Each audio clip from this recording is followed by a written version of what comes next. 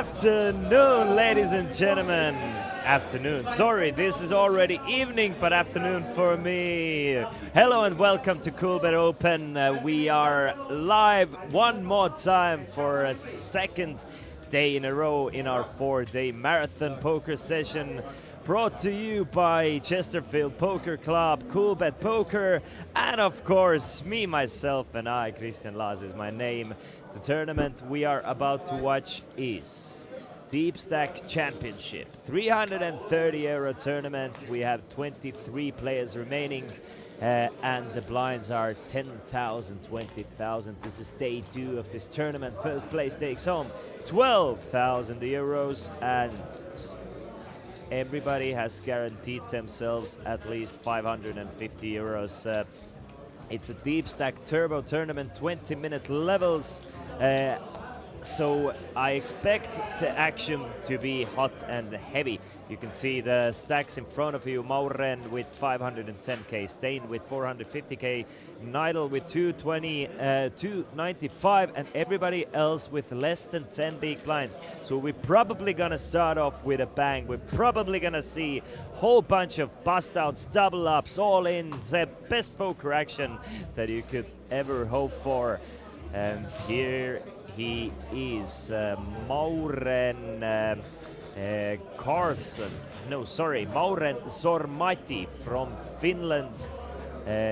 He brings 510,000. He has one live cash prior to this tournament for 6.4 thousand euros. So one time cashing, one time doing a great job.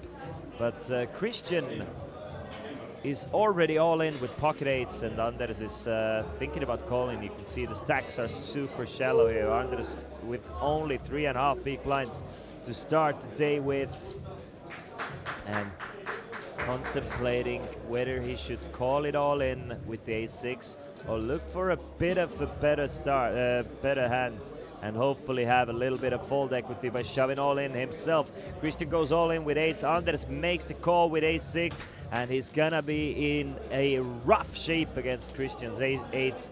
He's gonna need an ace, and we can see that one of the aces has already been folded. The ace-9 hits the muck. Sami with just 22,000 behind. He's gonna go all in. So he's basically bot committed there. He's calling with queen 8. So three-way all in. Christian can bust out 2 players here if his 8s will hold up here. So a6 against queen 8 against pocket 8s. So 212,000 in the middle now. Super important pot for all of these guys, but it's a bit of a crapshoot, it being so turbo. This shallow stack in the beginning, and there it is. There's the ace on a flop for Anders. Now Christian is gonna need an 8, and there's only one 8 remaining in the deck. Needs the last remaining 8 of diamonds on the river. Does not get it. We saw the ace-9 off, hitting the muck. Ace-9 would have won this monster bot, but Christian taking a risk, more than triples up here. Queen 8 is busted, and I think Anders is left with something like, we can see 200k still. Wait. What did I miss? Was there a huge side pot? I didn't think there was a huge side pot. Or Anders was just a huge stack. Because if I'm not mistaken, Anders started this. Christian, yeah, Anders is the one who tripled up. Christian is left with 70,000 after this. Yeah. Christian Arstad, Coolbet ambassador, started this table with 141,000, now loses about 70,000 or half of it. Christian Arstad, by the way, total 305,000 total live cashes. 92,000 is his best ever tournament score, and also his Coolbet Bratislava 2023 115 euro tournament hyper winner. So proven winner. Yesterday finished second in the Nations Cup as well, so already off to a hot start here in Coolbet Open Tallinn. So So let's see if we can maybe get a couple of double ups and get his stack going here. Folds the 9 deuce, Nidal with 9-4 of diamonds. By the way, we also have a free buy tournament or a free roll tournament for you guys. 500 euros guaranteed free roll tournament. You can find it under Coolbet Open Rail free roll. The password is TV table. So 500 euros up for grabs for anybody wanting to play along with these guys today. Anders going all in with ace-8 of diamonds this hand. So 2 hands, 2 all-ins from Anders. Gets everybody to fold. Adds another 50k to his stack, and Anders is all cool, calm, and collected. Off to a great start here. Blinds 10,000, 20,000. Next level will be already 1530. I mean, I assume we're gonna make it to the final table within maybe hour and a half. Maybe an hour, maybe hour and a half, but you can see average stack is 255,000. So tournament average stack at the moment, when there are 20 players remaining, is 12, 13 big blinds. So definitely not deep stacks. So let's go over everybody. Stein Du Carlsson starts this feature table with 447,000. Mauren Sormati with 510,000. Christian Arstart started with 441,000. Kasper Dawood started with about 300,000. Andres Bjorkheim with 73,000. Juho Kalle-Einari Santala with 65k. Ingvild Nilsen with 63k and Sami Tuomala with 62k. So basically 3 players with 3 big blinds, even 4 players with 3 or 4 big blinds now. So a lot of all-ins to come. There you have it. Christian definitely has to go all in here with the ace-10. 3.5 big blinds, there's 50k in the middle already. I mean, ace-10 must look like the absolute nuts in this situation. He's going all in for his last 70k. Definitely wouldn't mind if he got a walk. Basically gets a double up if everybody folds. But Juho with 65k himself, not a deep stack, probably gonna take the risk. He's gonna call the all-in. Ingvild started with 63, approximately the same amount remaining. She will fold. Stein from Iceland, he's gonna fold to king 4. Mauren. I mean, Mauren is getting pretty decent odds here. I mean, he's getting 3 to 1, even better, 3.5 to 1. Obviously not the best hand, but he's trying to figure out if he has something like 20-25% of equity with his Jack 5. If he has 2 live cards, then he definitely has it.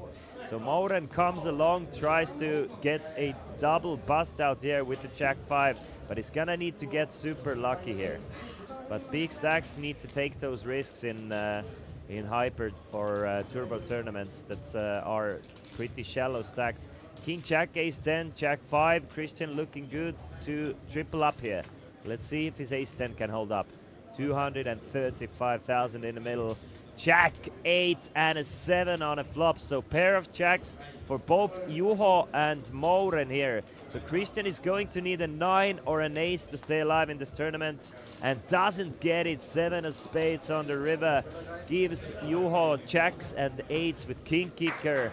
Mauren eliminates Anders here, or Christian here, with jacks and 8s, 5 kicker or 7 kicker. And then there was 18 players remaining. 18 players remaining here in Deepstack Championship. Everybody now has guaranteed themselves at least 600 euros. Next money jump will be once there's 15 players remaining. And you can see Ingvild now very short stacked. 55,000 remaining for Ingvild.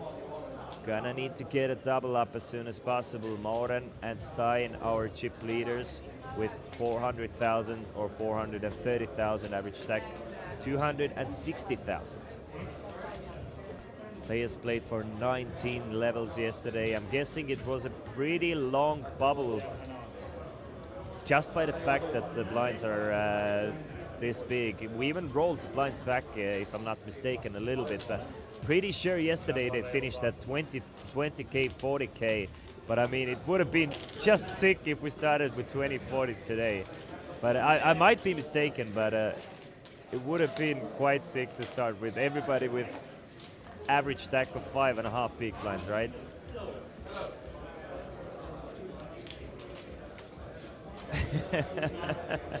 Yo Geno, yo Odelvant, and hello everybody. Today's chat is in English if you're watching from twitch.tv/Chesterfield Poker. I was told yesterday that there was quite a lot of chatting going on yesterday, and I didn't even have the chat open. My bad. I do have the chat open today, so if you want to join the conversation, let us know what you think, who you're rooting for, or if you want to know what's the password for the free roll, join us at twitch.tv/Chesterfield Poker. And Odell, I think I can hear everything today.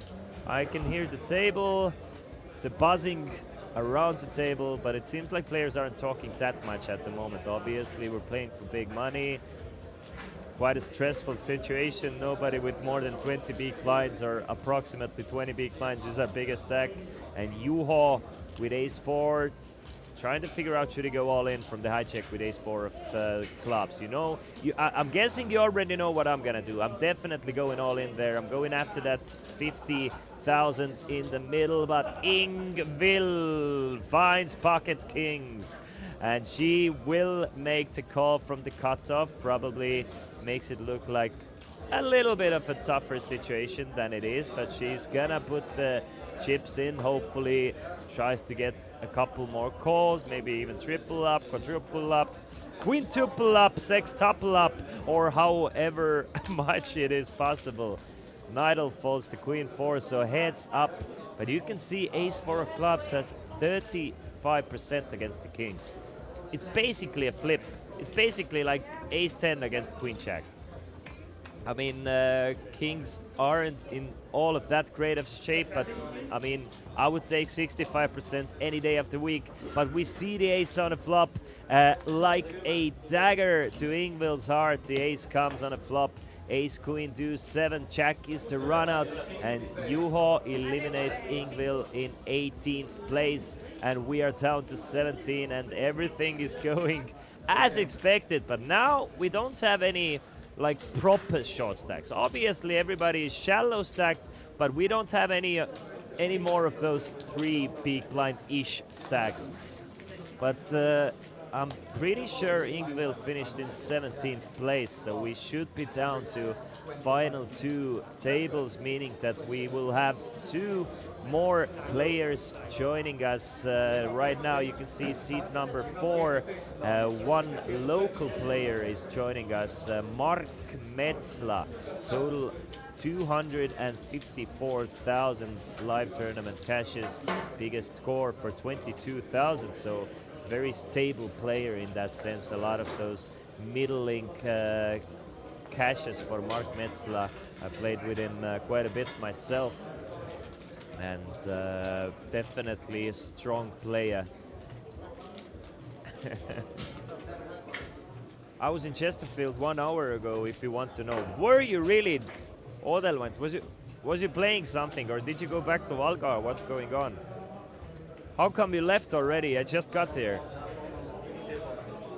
I went for 1 beer in Chesterfield Poker Club yesterday. It was approximately, let's say, midnight. I ended up staying till 7 a.m. Went to sleep at 10 a.m. Woke up at 1 p.m. and here we are again. It was a great time. I lost a lot of money in the cash games, but it was fun all the same. Stein with pocket 3s, 20 big blinds, cut off one of the bigger stacks off the table. Pretty sure his second biggest stack. Stein has 34,000, and his biggest live score is for 10,000 euros. He's going all in with the pocket 3s, the ultimate pressure puts it in, and you can see the pressure applied already. Mauren is in a tough spot here with ace-10 of hearts. Obviously, if he's gonna call, or should he call, we're gonna flip for a huge stack here. At the moment, the tournament average is less than 300,000, so should these guys go all in, we're gonna flip for 850,000 chips. Aw. By the way, Odelvent, I ended up registering to a tournament yesterday, but I didn't even make it to the tournament. I just couldn't get up from the cash games. So my ticket I just got blinded out, I guess, unfortunately. But I want to play the mini main event. I probably play the mini main event. Moren with ace-10 of hearts, still trying to figure it out. I'm guessing he's gonna end up folding here, but I mean, you never know. I haven't played with Moren as far as I remember, at least. But ace-10 for 20 bigs, probably a bit too wide. Obviously, you're flipping quite a bit against the shove. I mean, pocket aces, pocket kings, pocket queens, probably not even ace-king is not just gonna open jam. It's a lot of those like middling and small pocket pairs that want to do this. Something like king-queen suited wants to do this. But at the same time, do you want to take the risk with ace-10? Let's say he might do it with ace-queen, ace-jack. I mean, he might even do it with ace-king. How did your cash game go, Mikko? I ended up losing like approximately 1,000 peak blinds. So not that well. Not that well. But it was super fun. Very splashy table. I mean, that was expected. It's just like average pot was something about like 400 peak blinds deep. So it wasn't the tightest. We were straddling to 16 bigs and so on. So the game played a bit bigger than it actually was. We played 2-2. We played 2-2. No limit hold'em. Per G, Mr. Per G, Per Helge Gasan from Norway, has joined the table as well. He has total of 17,000 in live tournament cashes. His biggest score is 6.5k. So Mark Metzla in seat number 4, our most accomplished player at this featured table, at least, after Astad got busted. Moren with King 9 of clubs is just gonna raise it up to 40,000. Mark with 10.5 big blinds. Let's go for Jack deuce. Nidal with the 9-3. He's gonna fold Anders, who started with just 60,000, now up to 200,000 after that triple up. Juho with ace-8 can definitely take a flop here. I mean, as per usual, all the options are open. Nobody would blame him if he just folds the ace-8, obviously. I mean, nobody would blame him, but I don't think it's the best option. But definitely there are some considerations about just like trying to not play too many post-flop hands with hands that don't flop that well out of position, but ace-8 I think is just a bit too strong. I think that's the best option Juho went for, just to call, play a flop. He's getting decent pot odds here. Just keep the pot small, but some players even want a 3-bet shove against aggressive player like Moren probably is. So two Finns going heads up against each other. King 10-6 on the flop with 2 clubs. So Moren absolutely smashes this board with his King 9 of clubs. Flops top pair and a flush draw. Juho with the backdoor nut flush draw himself and a backdoor straight draw. So I mean, if Moren is gonna bet 30k or less, Juho might take a card off here with the ace of clubs.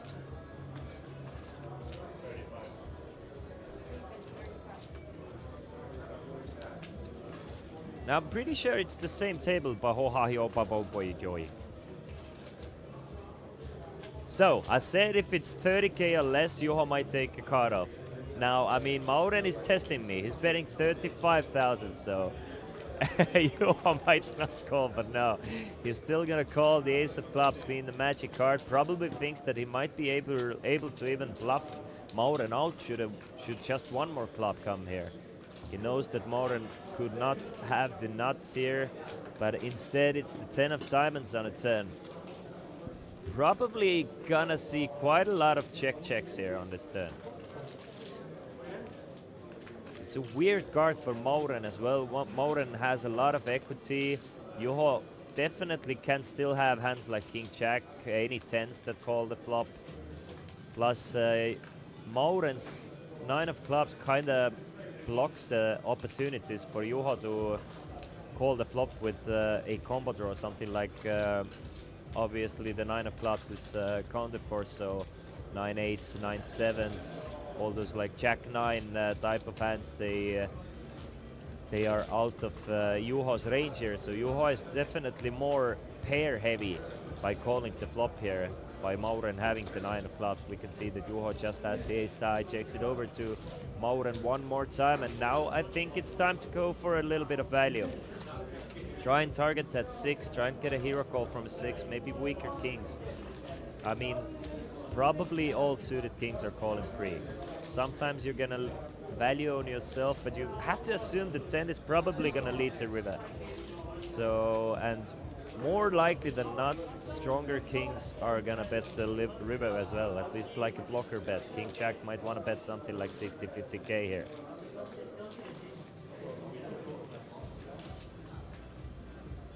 So unless Juho is playing King Jack very snug, Mauren is probably good on the river, so he's gonna bet out for 60,000.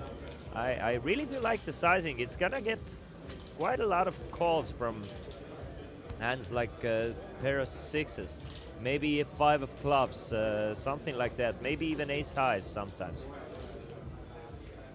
Pair of 4s, 3s, deuces might even be in Juho's range, and Juho pays it off with just ace high on this board, and I think Mauren basically gets max value here, and Mauren now up to 585,000 in chips.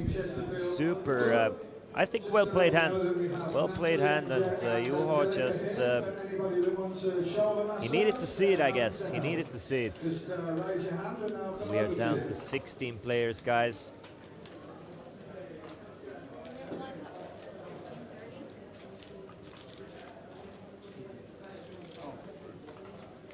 $16 players, the blinds have gone up to 15,000, 30,000, so 75k in the middle every single hand. You can see average stack is 318,000, so every time you pick up the blinds and antes, you basically add 25% of the tournament average stack to your chip stack.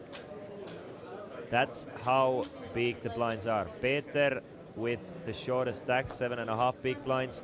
Juho with 9 now after losing this hand. Even less because the blinds have gone up.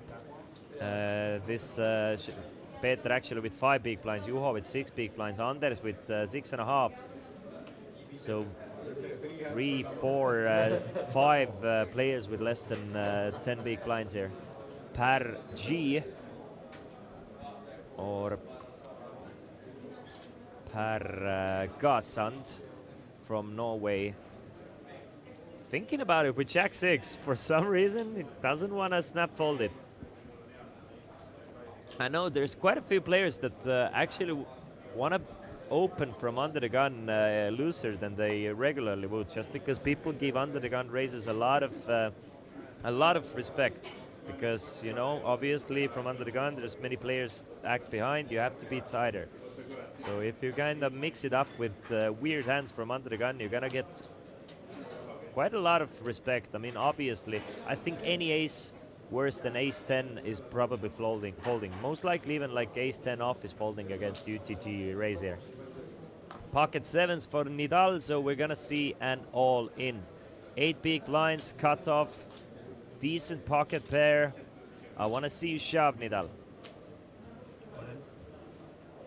And Nidal goes all in. Nidal 24,000 in live tournament earnings for him. Biggest live score being 11,000. Goes all in. Anders, he's the guy to call you with the ace 9 of hearts here. I mean, he called with called with ace-6 off. Obviously had something like 3 big blinds, but he's gonna make the call. We can see that it is going to be a pretty standard flip here between Anders and Nigel, unless somebody wakes up with anything better. 9 of diamonds hits the muck as well, so Anders with 1 less out, but still 51%. So basically a coin toss here for 479,000. One of those guys is gonna be either crippled or out, and one of those guys is gonna have a very decent stack, and what an exciting board here. Top pair, top kicker for Anders. Nidal needs a 6 or a 7 on the river, does not get it, gets 4 of clubs instead, and Nidal is left with just 43 big blinds, 43,000, sorry, just 1.5 big blinds, and Anders is up to 479k, so way above the tournament average stack. Anders started the table with 73k, so he has spun up a very good stack here. One of the chip leaders now with 16 big blinds though. 16 big blinds, it's not a lot, but it's an honest man's work. But these are the types of risk you have to take in these turbo structured tournaments.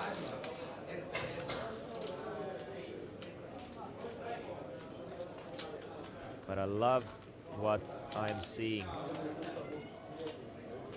Peter Talviste has also joined us from Estonia.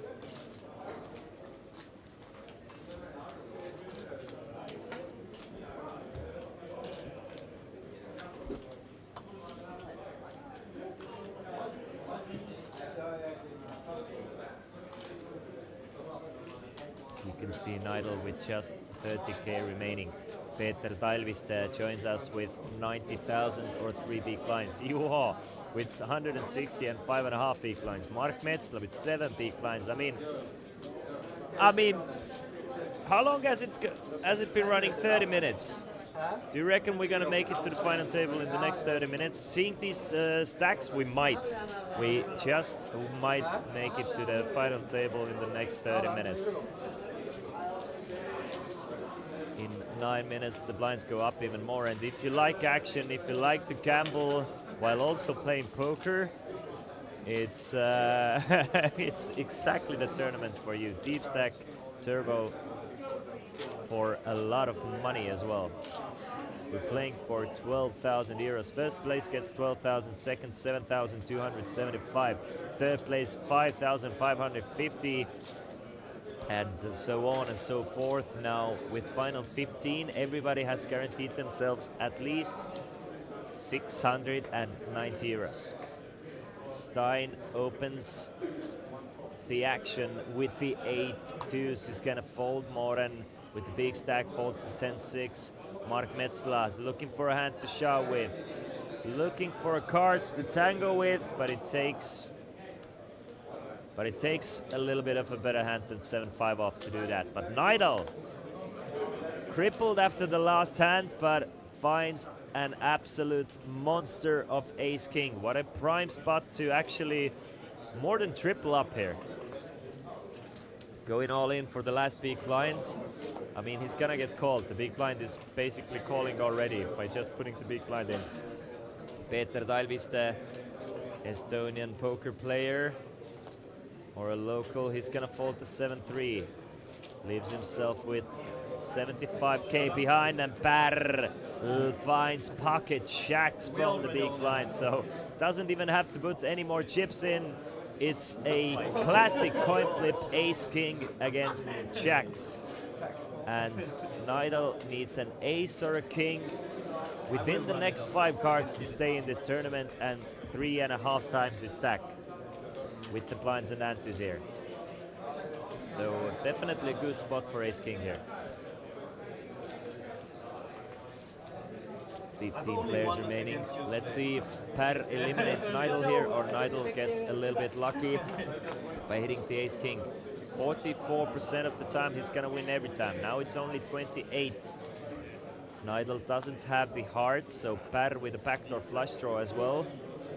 Needs an ace, king, or a 5 on a river to make a straight, gets a queen instead, and that means good game. Nidal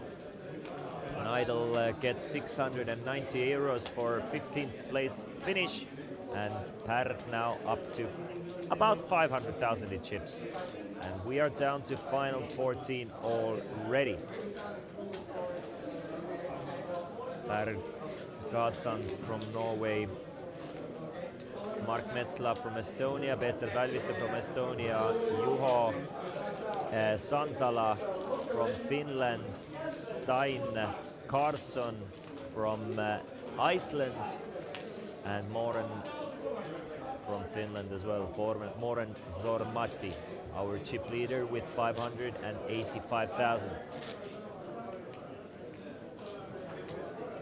What a brutal tournament it is. You need to take risks here.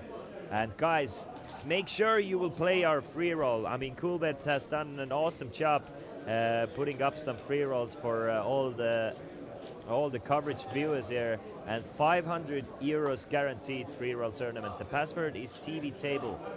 It starts in it started 6 minutes ago, so go hop in the action. Join the free roll. You don't have to put in any money yourself, and just give yourself an opportunity to win some awesome prizes from Coolbet. Anders with King 8 starts us off with a fold. Juho. Let's go off the Jack 3, and Peter 2.5 big blinds, ace 4 of clubs. It's going in, and it's going in now from the button. And big blind basically has to call. I mean, it's 2.5 bigs.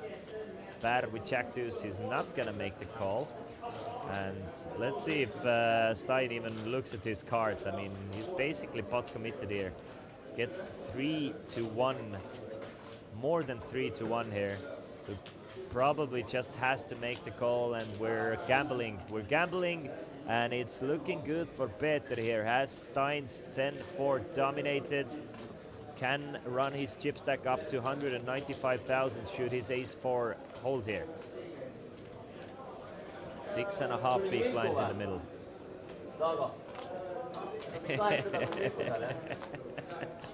Nice Keno. Queen, Jack, and a 5, so a safe board for Peter. Stein still needs a 10 or running straight cards. That is not a running straight card, so just a 10 on the river eliminates Peter. But Peter instead more than doubles up. Now up to 195,000. And Stein down to 345,000 while we're down to 14 players. Next money jump is when we are down to 12. Right now everybody has 690 euros already. Once we're down to 12 players, we will get, everybody gets 850 euros.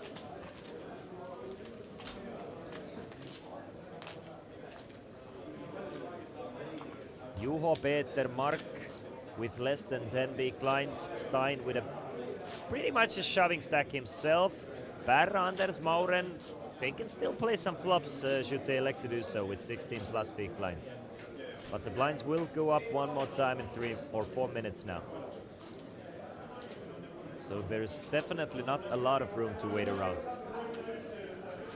You're gonna hope to get some lucky cards, hope to get some flips, win them, win your all-ins and win the tournament, right?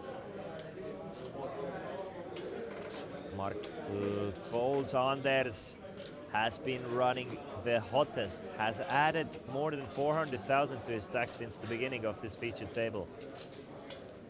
In less than 40 minutes, he has approximately 6x his stack. And now with ace queen, comes in with a raise to 60k. Juho with pocket eights. I mean, it's going in, right? 5.5 big blinds. Juho goes all in. It's gonna get called by Anders at least, but should somebody else behind him, behind Juho, go all in themselves? I mean, Anders might be in a tough spot, but as it is, it's a very easy call for Anders with the ace queen against Juho's 5.5 big blinds. But Per, thinking about things with 9-6, is gonna fold. Stein is gonna fold to 9-5. Not the best cards hitting the muck for Juho here. A lot of his straight opportunities going away, and not too many aces or queens, but Mauren folds to ace 3. Anders makes the call. We're flipping for 400,000 one more time. And can Anders God run continue here? Can he eliminate Juho in 14th place and be one of the chip leaders of the whole tournament? I would assume so, by starting the day as one of the shortest stacks. Needs an ace or a queen. Juho needs anything but. 4-4-7 on the flop, safe for Juho. 8 of clubs on a turn means that that's all she wrote for Anders. Anders loses one flip this time, worth 395,000, and Juho now up to exactly that much. Anders still left with 300,000 or about the tournament average stack here. Hello, Avek. Welcome, welcome, welcome. Welcome to the Coolbet Open Deepstack Championship final day. We are going to play down to a winner, and probably it's not gonna take too long. I'm guessing, I mean, let's go. I assume it's gonna take, with the breaks, 3 more hours. I'm guessing the winner will be crowned within the next 3 hours, so it's gonna be an action-packed day. Quick one, sweet one, violent one, just the way we like to play tournament poker, right? And you can see one of the outer tables here, who are still remaining in the outer tables. Do we have any massive stacks here as well? It looks like seat number 2 with approximately 700 or 800,000, or twice the tournament average stack here.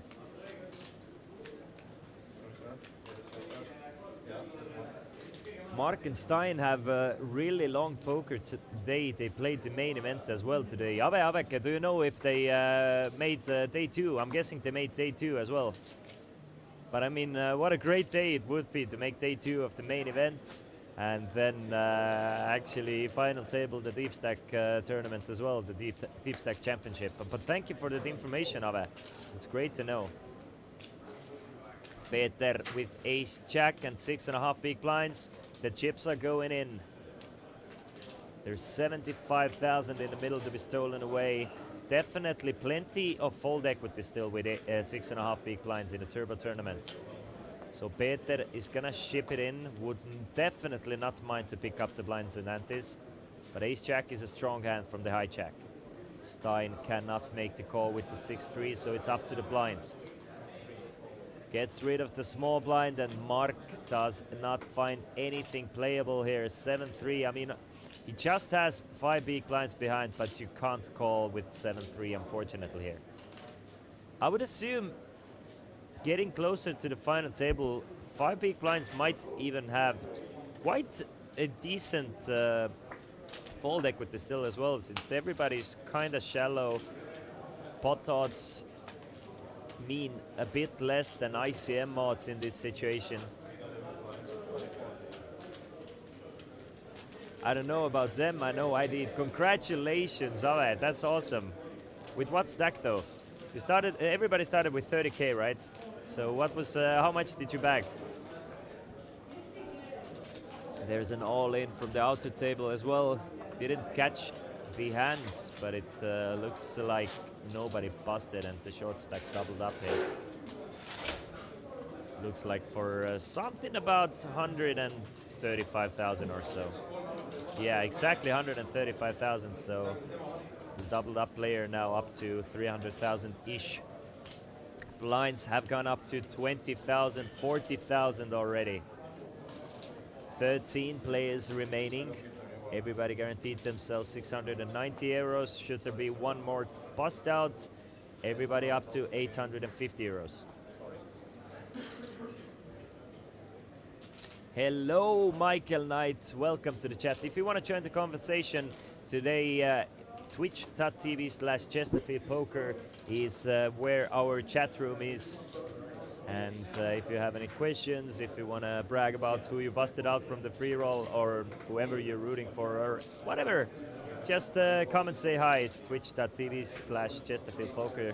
This Coolbet Open is being played in Chesterfield Poker Club, at the brand new poker club, the new place to play poker in Tallinn, Estonia, right in the city center, just very conveniently placed. And in Chesterfield Poker Clubs, there's basically 24/7 cash games, as well as tournaments running in the club itself and the hotel, a very nice hotel right next door, Nordic Hotel.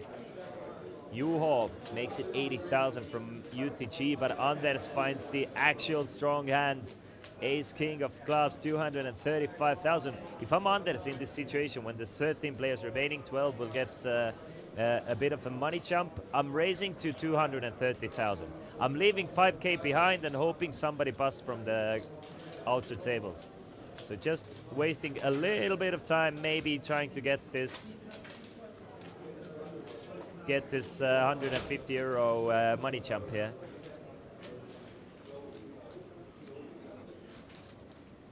What is the age of this hotel? What a cool question. Let me see if I can Google it. Let me see if I can actually figure it out.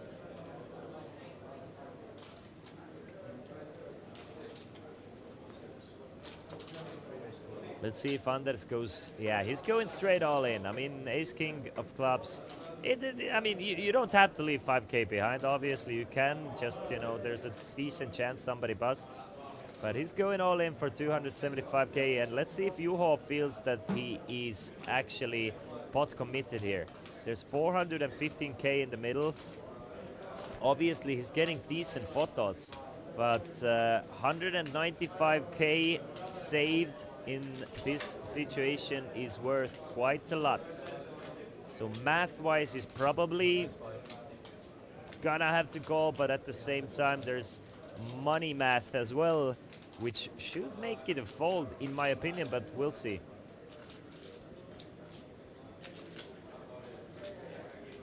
So the hotel is 3 years old, so it's a brand new hotel, brand new poker club. Everything is brand new here. Chesterfield Poker Club opened its doors in late spring this year. Had its grand opening in the summer. So a really, really great place to play poker, and I'm happy I got a chance to do it yesterday myself as well, because I mean, obviously I stayed till 7 a.m. because I had a good time. I mean, just didn't want to didn't want to stand up. It's just very comfortable. Mark Metzler now down to 3.5 big blinds, 130k. Peter Talviste, 7 big blinds. So the two Estonians in their home soil with the shortest stacks. And Anders does get a fold from the king jack of Juho. Juho left with 8 big blinds himself.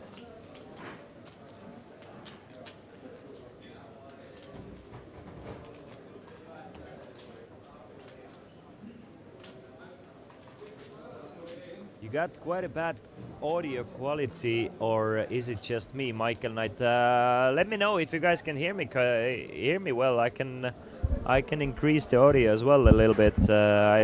If it's a bit too quiet, I added a little bit of volume here. Peter Talviste with King 3. He's gonna fold it. I mean, Mark Metzler is gonna have to find something in the next orbit, or he's gonna be all in, or he's gonna be forced all in with his short stack. Baer folds the 5-3. Stein with the 7-5. Now it's better. Thank you, Michael, for letting me know. Obviously, I can't hear myself, so it's great to get that input. Mauren with 9-8 of hearts and 13 big blinds. I mean, Mauren can even shove here with 9-8 of hearts. Mark Metzler finds the ace from the button. 3.5 big blinds. It's going all in. It's going all in, ladies and gentlemen, in the next I would say the next 5 seconds, but Mark Metzler probably thinking about pay jump as well. Let's see if Mark Metzler is going to raise it up to 100k, leaves himself with just a little bit behind to maybe time waste a little bit. You see, those players, they're too kind. They don't use those sneaky little tricks. Mark Metzler just goes all in for 130k. Juho from the big blind is going to make the call. More often than not, this is going to be split pot. But should there be a 3 or a 4 on the flop, then we're not going to chop it up. Mark needs a... I mean, he would love a 4 here. But wouldn't mind a 3 in case there's a deuce and a 5 next to it as well. Mark actually gets the 4. And now Juho is drawing dead. And Mark is going to double up with his pair of 4s. Juho does not have any clean outs remaining. Queens and 4s for Mark Metzler. Juho now down to 145k. Mark Metzler up to approximately 300,000 in chips. And we are down to final 12 players now. Everybody has increased their payouts to 850 euros. Hello, Mr. Kaka Hirmutis. I'm good, thank you. I'm very good. I'm excited to see this action-packed table. Look at that. Our chip leader has 13 big blinds. Our chip leader has 13 big blinds with 12 players remaining. That'll show you how shallow the stacks are. We're gonna see a lot of all-ins, and this is gonna be all the way down to the winner, because we are playing 20-minute levels, and they played for 19 levels yesterday. So they had a long day yesterday. What about you, Kaka? I personally, yeah, I'm good. A little bit of maybe a little bit of the tiredness from poker, from a long poker session yesterday, but it doesn't affect me in that way that it's a bad tiredness. It's just like, you know, after a long grinding session, you get this good tired feeling, and I'm very excited to see the championship play out today. Stein started with one of the bigger stacks. Started with approximately 400,000. Has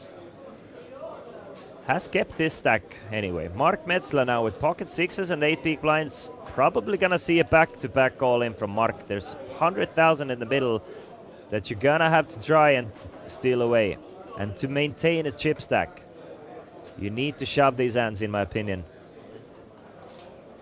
Are you on site or in studio? I'm on site here. I wish I could show you. It's a really cool studio for poker commentator. I'm in the Nordic Hotel conference room.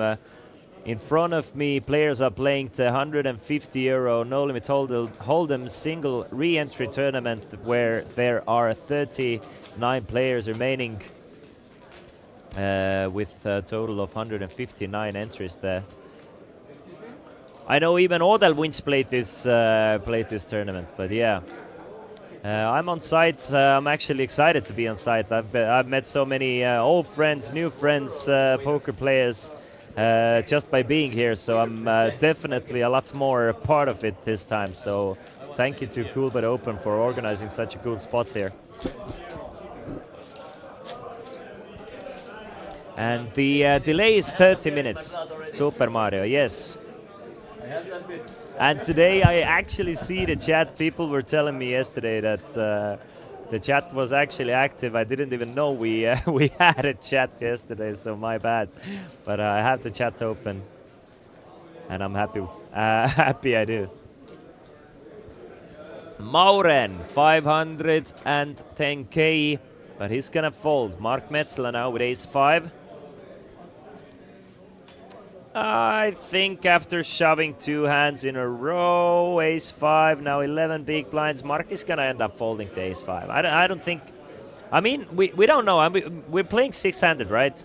So there's only 4 players to get through. Mark actually might go after it.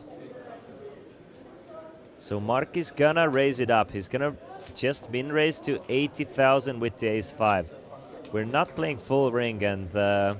any ace is actually decently strong, especially when you're not playing in a super aggressive table, especially when there's a lot of fold equity here. Look at Stein. Stein is just very suspicious about Mark's raise here. Really eyeing Mark up, but cannot make the call with the queen 3, and Mark Metzla was down to, how much was it? 3.5 big blinds, or approximately 130,000 just 3 hands ago, and now back to back hand wins, and he's one of the chip leaders. That's just how it goes here today.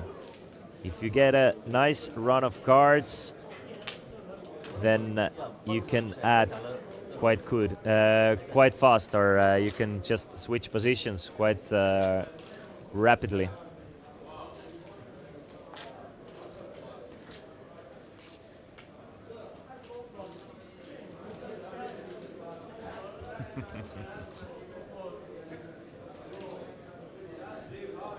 Per has just played one hand. You can see the VPIP of 9%, hasn't had too many good hands to play with.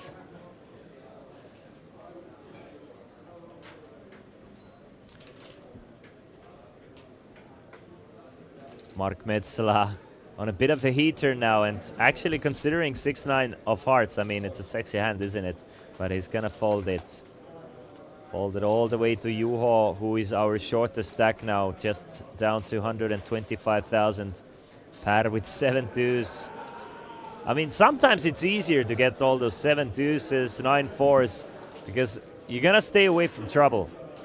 I'd rather get a 7 deuce than a queen 8 of hearts in this situation that will make me wanna go after the blinds, and when somebody wakes up with something, it's just gonna get too expensive, right?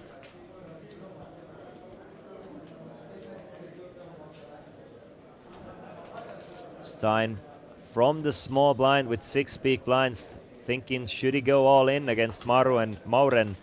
We could see that Mauren would not have called, but obviously it takes a little bit of not just courage, but I don't think it's super wise to go all in for 6 bigs with 5 high. I mean, you still have a bit less fold equity.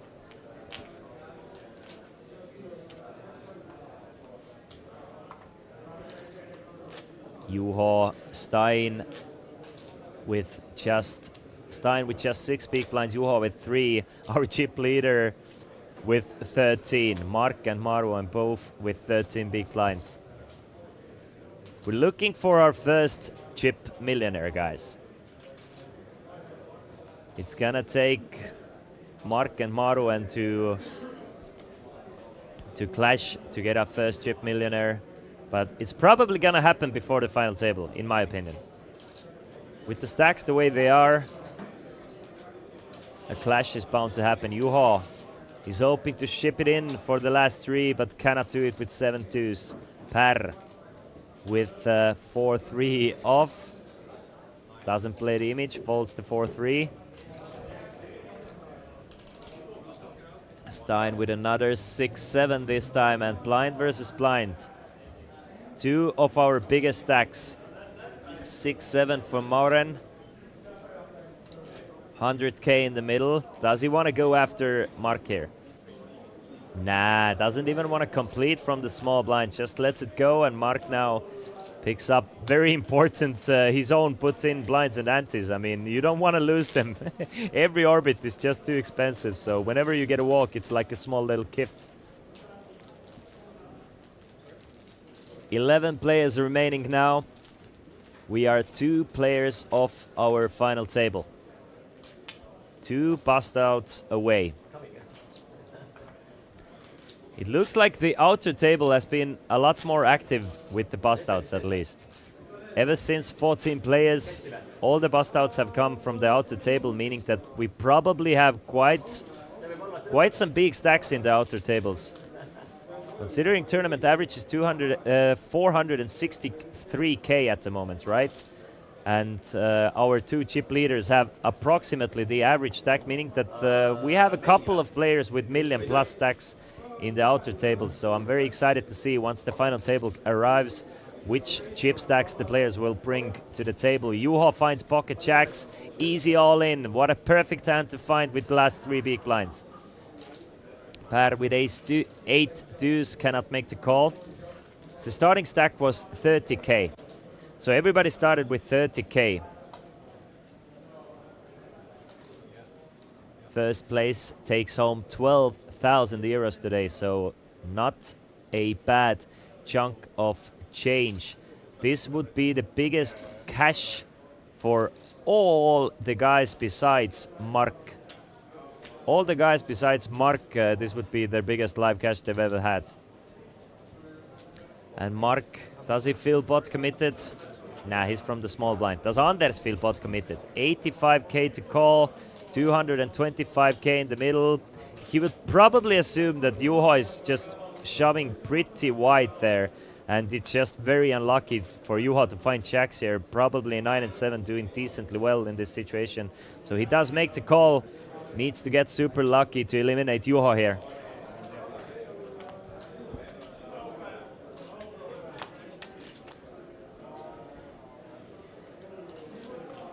Six, 7, and a 10. So Anders off to a good start here. Now needs a 7, 8, or a 9 to eliminate Juho. Does he get it? Now 9 would not help him. Needs a 7 or an 8 to make a straight. 7 on the river. 7 always coming. And Anders fills up on the river. 7's full of 6s. And Juho just ran super bad at this featured table and couldn't get his jacks to hold up. He will be our 11th place finisher, bringing home 850 euros. So one more bust out needed, guys. We're playing hand for hand for the final table. And it's been quite a rapid start to this. We played just 3 levels, so a little bit under 1 hour, and we have lost already 12 players, meaning we have 11 players remaining. The blinds will go up one more time in 30 seconds, or let's say next hand.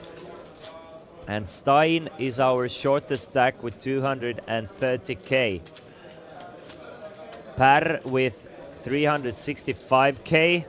And you can see our table chip leader has basically the tournament average stack, 540k. Tournament average at the moment, 510k.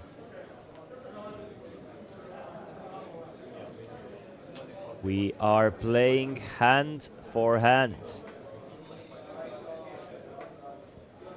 5-handed at this featured table. Next money jump, or everybody who makes it to the final table, will guarantee themselves 1,150 euros. And we're gonna open things up with an all-in from the under the gun player. In a few seconds we will definitely see what he's going all in with, but he doesn't get called just yet. Will Mark make the call?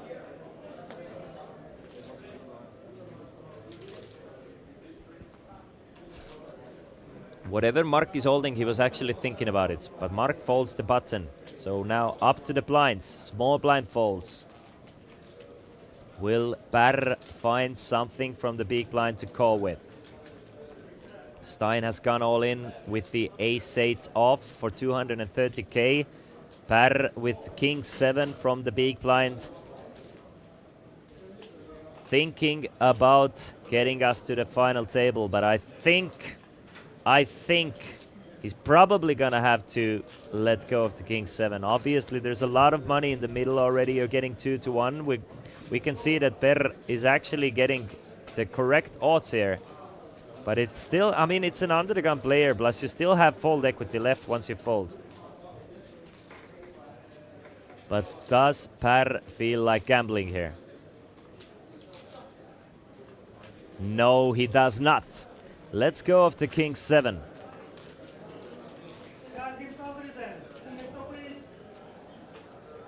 Let's go of the king-7, and Stein adds another 100,000 chips. We're still 10 players remaining in this Deepstack championship. And scratch that. No, we are not. We have lost another player from our outer tables, meaning that we have officially reached the final table in 1 hour and 2 minutes of play. Guys, we're gonna go on a small 15-minute break, and then we will resume with the final table, where we will play down to the winner, and the winner will take home 12,000 euros. So in about 15 minutes, you will get to know the players who reached the final table, all the money jumps, and all the way down to the winner. So don't go far, and good luck in the free buy tournament. The free roll password is TV table. Go and join the tournament, play the tournament meanwhile, and let's see you guys soon.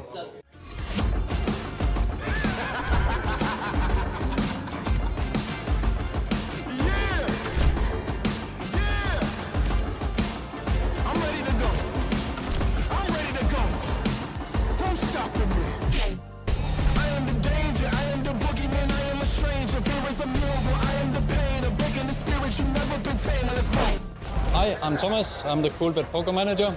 We're back here in Tallinn for the 7th edition of Coolbet Open. We're very excited to see you all. Welcome. My name is Andres Burget. I'm the head of gaming operations in Bombay Club and also Chesterfield Poker Club. Now, I wanted to thank Coolbet for choosing us as their next base. Thank you for coming back to Estonia. Good luck, everyone. Welcome to Tallinn, Coolbet Open 2024, official open. See you soon.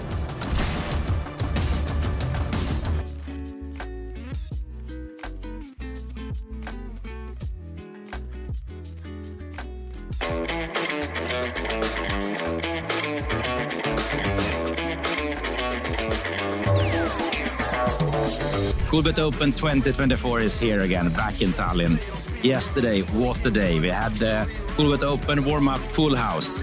We of course played shuffleboard. We had a lesson with Joachim showing the tricks, how to play. A very, very fun bar game, but also quite competitive. Friends, new and old, met, enjoyed the day. And of course, there were some poker actions. We had the warm-up tournament, and today, the real thing starts. Main event, day 1A.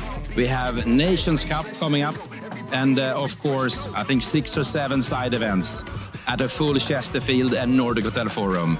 If you haven't yet got your flight ticket, buy it now. We have 6 days of poker ahead. Welcome to Coolbet Open 2024.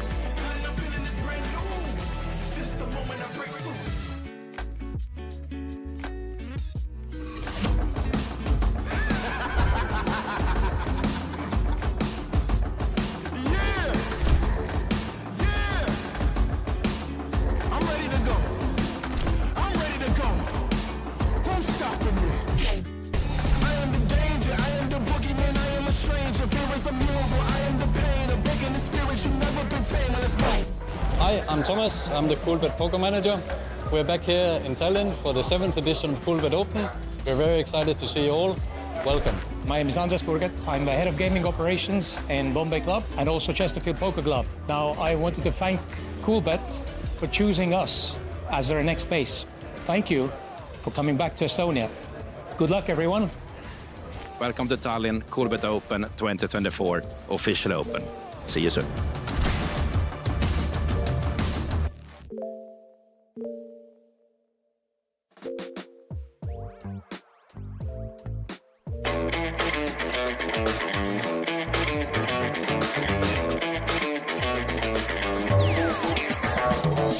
Coolbet Open 2024 is here again, back in Tallinn.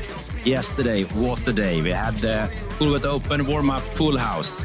We of course played shuffleboard. We had a lesson with Joachim showing the tricks, how to play. A very, very fun bar game, but also quite competitive. Friends, new and old, met, enjoyed the day. And of course, there were some poker actions. We had the warm-up tournament, and today, the real thing starts. Main event, day 1A. We have Nations Cup coming up, and of course, I think 6 or 7 side events at a full Chesterfield and Nordic Hotel Forum. If you haven't yet got your flight ticket, buy it now. We have 6 days of poker ahead. Welcome to Coolbet Open 2024.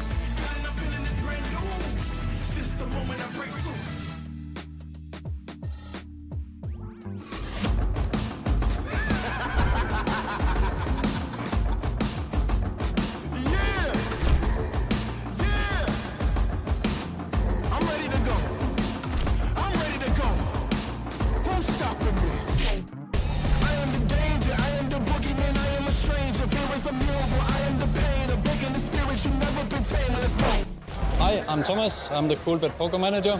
We're back here in Tallinn for the 7th edition of Coolbet Open. We're very excited to see you all. Welcome. My name is Anders Burget. I'm the head of gaming operations in Bombay Club and also Chesterfield Poker Club. Now, I wanted to thank Coolbet for choosing us as their next base. Thank you for coming back to Estonia. Good luck, everyone. Welcome to Tallinn, Coolbet Open 2024, official open. See you soon.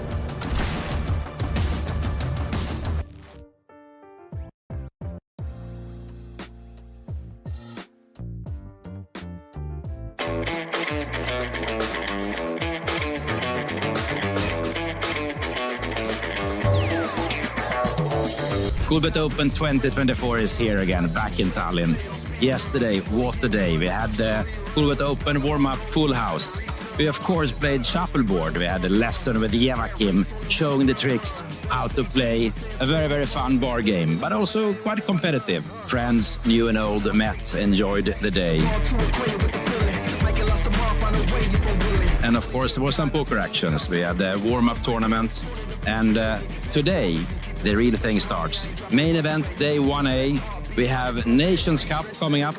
And of course, I think 6 or 7 side events at a full Chesterfield and Nordic Hotel Forum.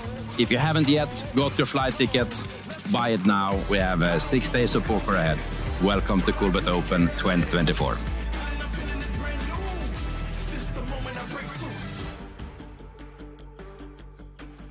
So here we are at Coolbet Open 2024, and standing next to me is Jim Enterby, who won an amazing treat in Sweden. How did you get there, sir?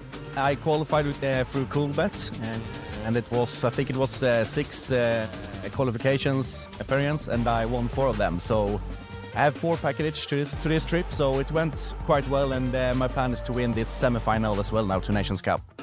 But that's quite insane. So every country had their own Nation Cups, apparently. And Sweden had 6 different online qualifiers, and you scooped home 4. Yes, 4 of them. So I'm happy with that, you can say.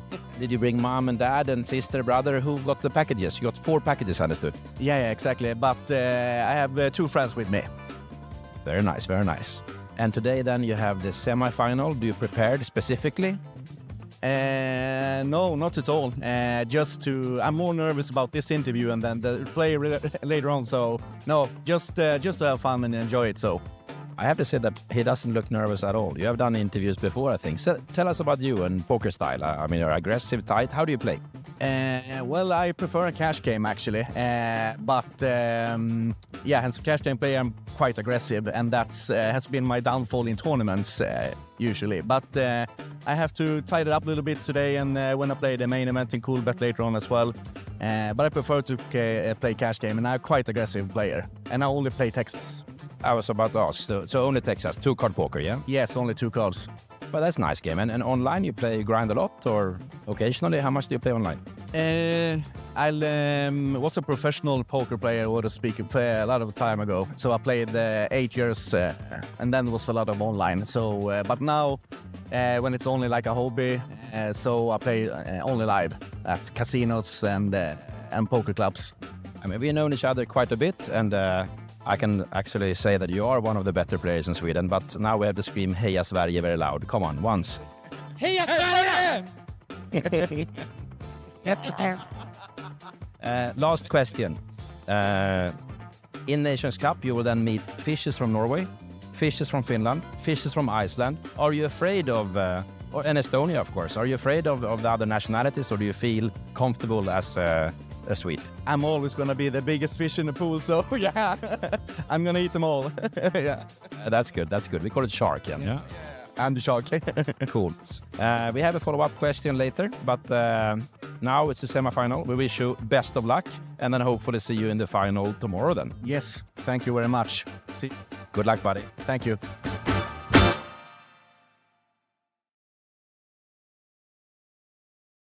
What a finale. We have a winner, Raiko Kok from Estonia, Tartu. Congratulations. Yes, thank you. Nations Cup, winner 2024. How did you get here? Tell us the story. Well, I played satellite on Coolbet, and I think 2 times. And second time I won the package, and here I am. Sounds so easy. Here I am. Okay, tell us about today. So you came to the final. Were you prepared to win, or what was the plan? I don't know, someone sent me email a couple of questions, and they asked that what do I expect from this tournament, and I wrote him back that I will win this, and I did. And you did. I'm happy for you. And was it a deal in the made, or? Yeah, it was. No one wants to be a bubble guy, so we made a deal that fourth place will get 1,500. So bottom line, you won how much? What's your payday a day like this? The price was 9,500. Very nice. And a very nice trophy. Yeah, that was my goal this year, to win a trophy. So I did it. Congratulations again. Any decisive hands, or was it something that really stood out in the final table? It was pretty good run. From start, I got aces pretty early. Hard hand was when the second place bet value bet, and I didn't think that he had anything. I thought he had a flush draw only, and I called two pairs. So that was biggest loss on this tournament. So very, very good run. That's cool. And I mean, you recovered that loss quite fast. Yeah. Can you tell, is there a difference in how they played? Was it a difference in playing style, or was it all the same good Texas players? Or I don't know who was in this place, but he was really nervous. It was like his first tournament, I think. So big. So I don't know. But others played like usual. like a home game in Tartu? Yeah. And your winning hand, the classic? Snowmans. What can I say? Hold the snowman, hold the trophy. Congratulations. Yes, thank you. Winner! Woo! Admiral!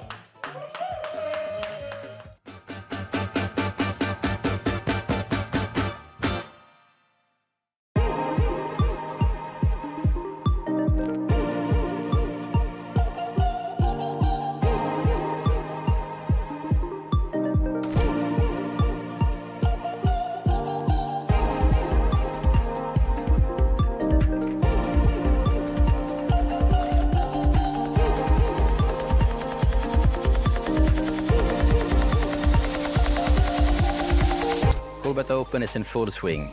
Yesterday we had day 1A of Coolbet Open main event. And also we had the Nations Cup final. And that means that we have players from basically all over the world flying down to Tallinn to play the final table. While in Tallinn, they and Coolbear, of course, enjoyed some proper sightseeing. Tallinn is a beautiful town. Basically all of Estonia is beautiful, but it's not only poker here. We should do some off time, tea time, sightseeing time. Today, a new day. It's day 1B of main event. We expect a massive field at Chesterfield and at Nordic Hotel Forum, and we hope that you will be one of the lucky few going to day 2. Now, back to poker.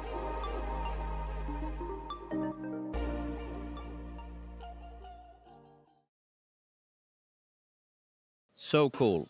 We have guests from far, far away. Hiroyuki Miyano from Japan, also known as Hero. Very welcome to Estonia. Thank you so much. And I guess that you arrived today, or when did you arrive? Today. Yes, I came to today. How long was the flight? Maybe 13 or 14 hours. And all good? Very good. And you are here to show us how to play poker from Japan, correct? Yes, correct. How long have you played poker?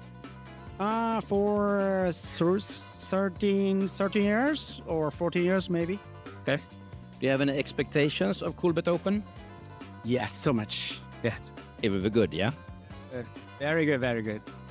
Do you think that Scandinavians, Swedish, Finnish, Norwegians, are they fishes or are they sharks? It's difficult. They are fishes. Sharks are from Japan. Yes, I am sure. Do you play mainly Texas or PLO, or what games do you play? I like Texas Hold'em actually, but I can play the Omaha or something. Yeah. Do you prefer tournaments or cash games, or what's your game of choice? Actually, I like cash game, but sometimes play tournament. And if I went to Las Vegas, so I always play poker tournament. Here at the Coolbet Open, you will play the main event. Will you play other tournaments too? It's main event. Are you here alone, or is it friends coming with you, or how many will you be from Japan? Me and my bosses coming. Your bosses! Oh, never bring the bosses. That's the worst. Okay, well, they hope that you win, yeah? Oh, that's good. So, we have a hero in town, traveled across the whole world. Hero, very welcome to Coolbet Open 2024. Thank you. I want to try it. Yes. Thank you, sir.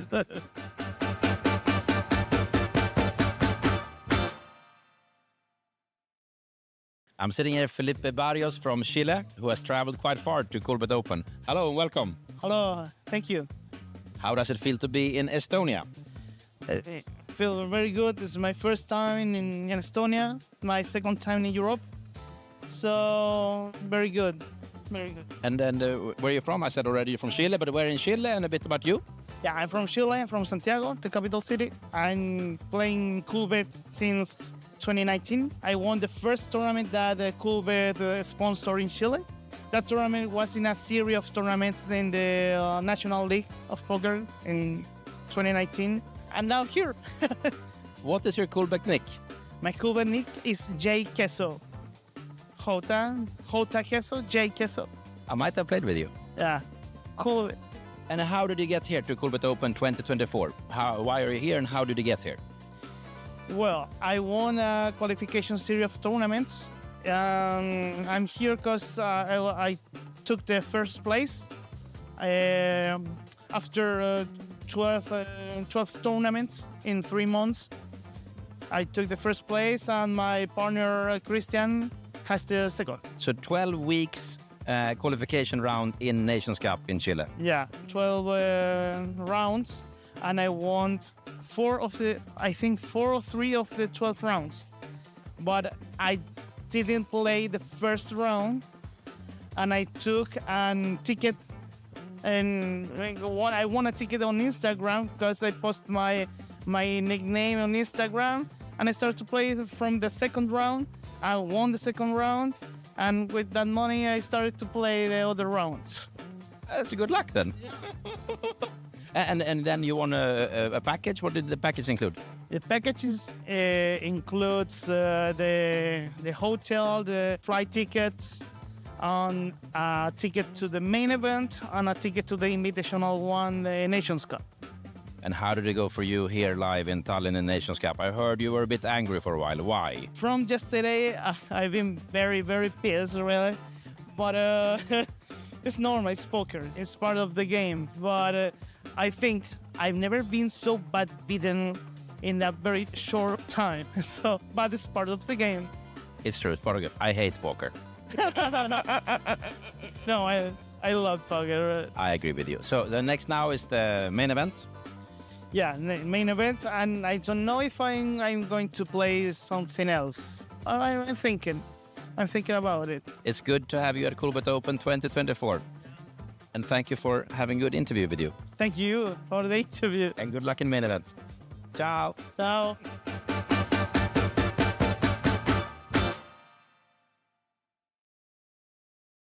Sitting here live in Tallinn, Coolbet Open. Just finished Nation Cup, and the runner-up, Christian Arstad, 6. Congratulations. Thank you so much.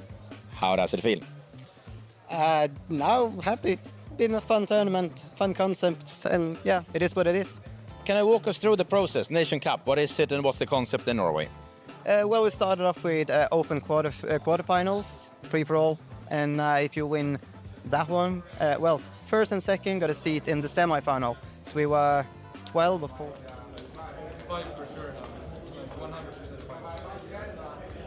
Welcome, welcome, welcome back, ladies and gentlemen. It's awesome to have you here in Tallinn, Estonia, whether you're playing the Coolbet Open yourself or if you're watching from the comfort of your home. We are down to Deepstack's championship. Final 9 players. Everybody has guaranteed themselves at least 1,150 euros, but the winner walks home with 12,000 euros and the immaculate, awesome Coolbet trophy as well. So here we have it. Here are your 9 finalists. Let me tell you. Just 1 second, all the names as well. On seat number 1, we have Per Helge Gasan from Norway. He will bring 285k. Seat number 2, Ole Johnny Fagerslet Karlsen, from Norway as well. Seat number 3 is Marwen Zormati from Finland.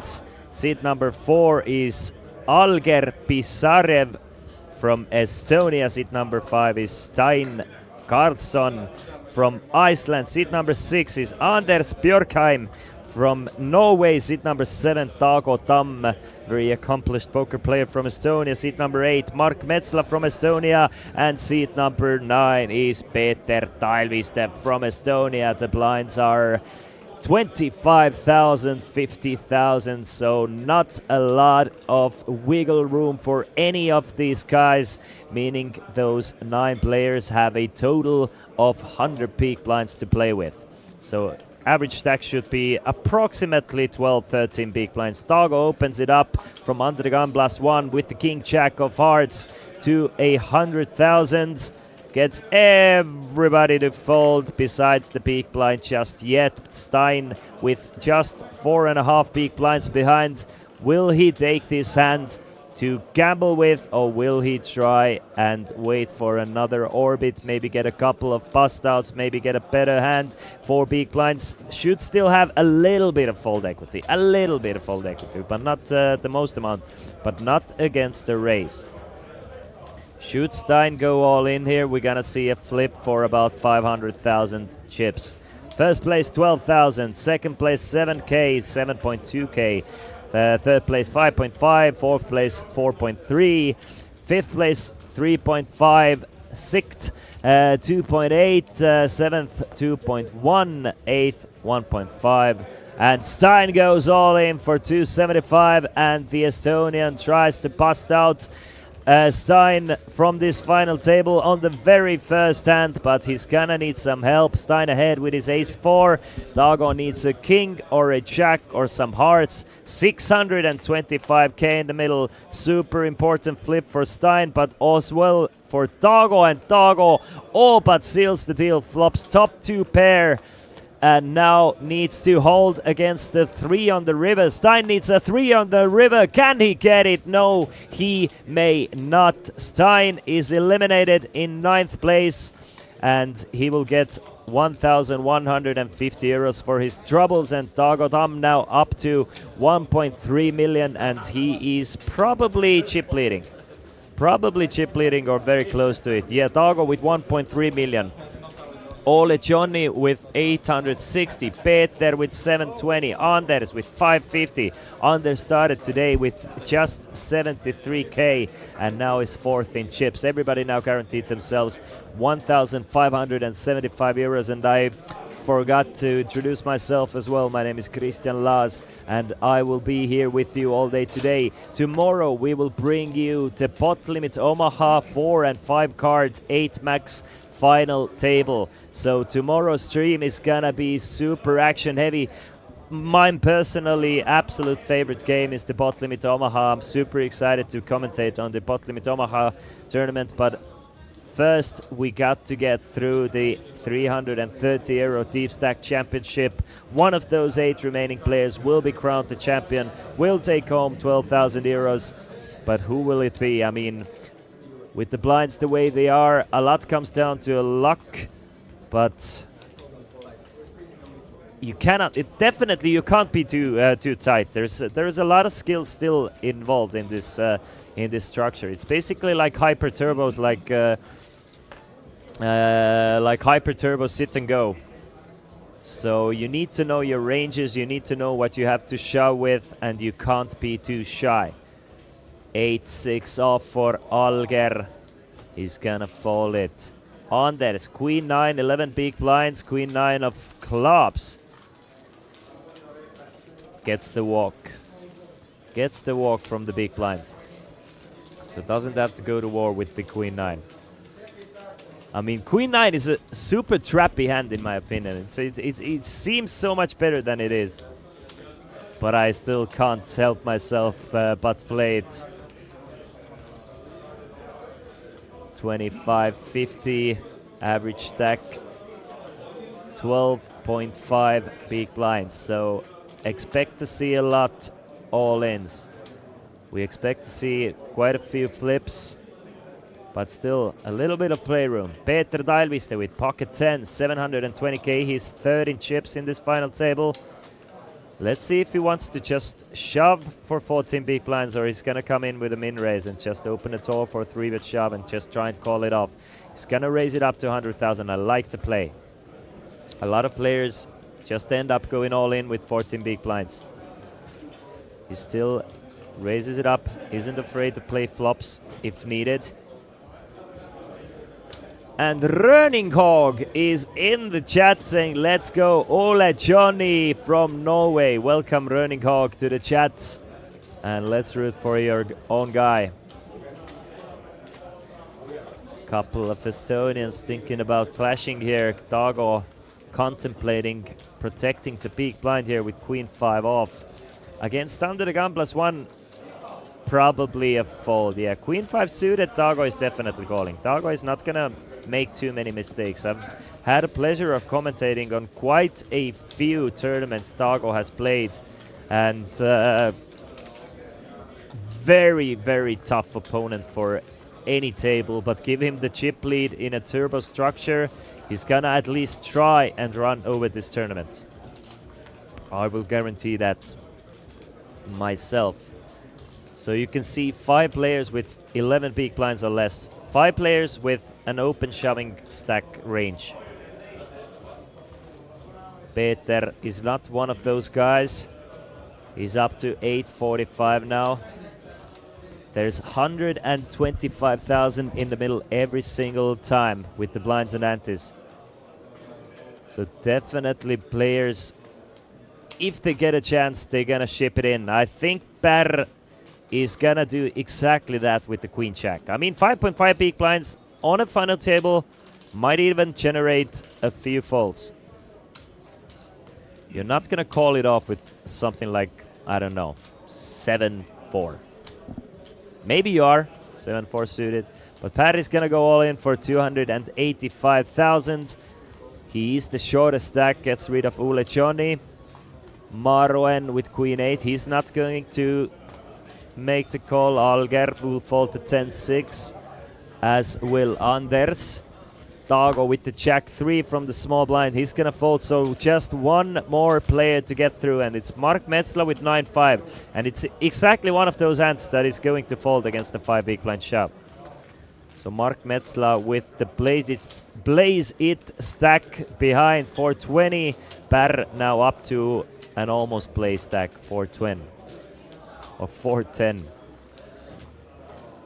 Per now second shortest stack, but very evenly stacked table. I mean, the shortest guy, Alger, can double up against Dago and he will take the chip lead. With the blinds and antes added, he will basically take the chip lead. So everybody's still in this. Even the big stacks cannot just go all loosey-goosey calling, eating a sandwich, calling all ins, because should they lose, they're gonna get hurt. I played Coolbet Open last year, but unfortunately couldn't go this year. Roning, I'm glad you're here today, I mean in the chat at least, but you are missing out of the brand new Chesterfield Poker Club in Tallinn. I don't know if you've been here before, but we are definitely hoping for you to come back soon and play those satellites to get a package or something. Hopefully all is good with you. And the reason you didn't come isn't anything isn't anything bad, but just I don't know, personal things you needed to do back home. Per raises it up to 130,000 with just 8 big blind starting stack. A kind of a wild race from Per here, isn't it? Mark folds to 10-9. Peter is probably gonna fold to 10-4, and Per just adds another 125k to his stack now, up to over 500,000 now, with 8 players remaining. You can see the money jumps are gonna get a lot bigger from the top 3, but still, I mean, there's significant for sure. Every time somebody busts, especially when everybody's kind of shallow stacked, there's so much money to be made by just laddering up, because everybody's at risk at all times. So if you can just, you know, ladder up 1, 2, 3, 4, 5 players, that's instant money you're making. Ole Johnny, second biggest stack with ace-3, he's gonna fold. Marwan lets go of the king-9. Alger doesn't want to play the 6-4. Anders releases the king-2. Stago doesn't go after it with a mystery hand, but Mark from the button with the ace, he is gonna put the chips in. 100% sure Mark is gonna go all in here from the button. Just the perfect stack to go all in with ace-6 with. You're gonna generate a lot of folds on the final table. Plus 125k in the middle is just super important to go after. So Mark is going all in. He's gonna get rid of Peter, but one more player from the beat blind to get through.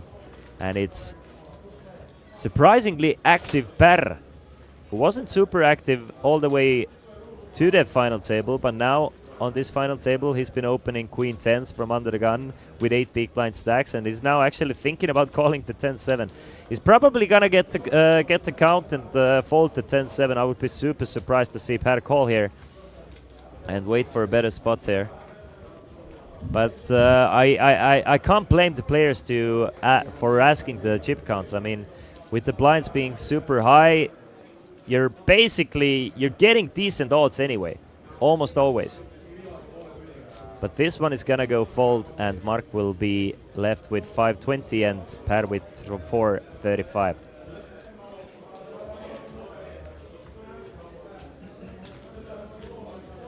Just changed job, work 1 week and 1 week off, but next year I'm there for sure. Great to hear, running, and I will be here with you.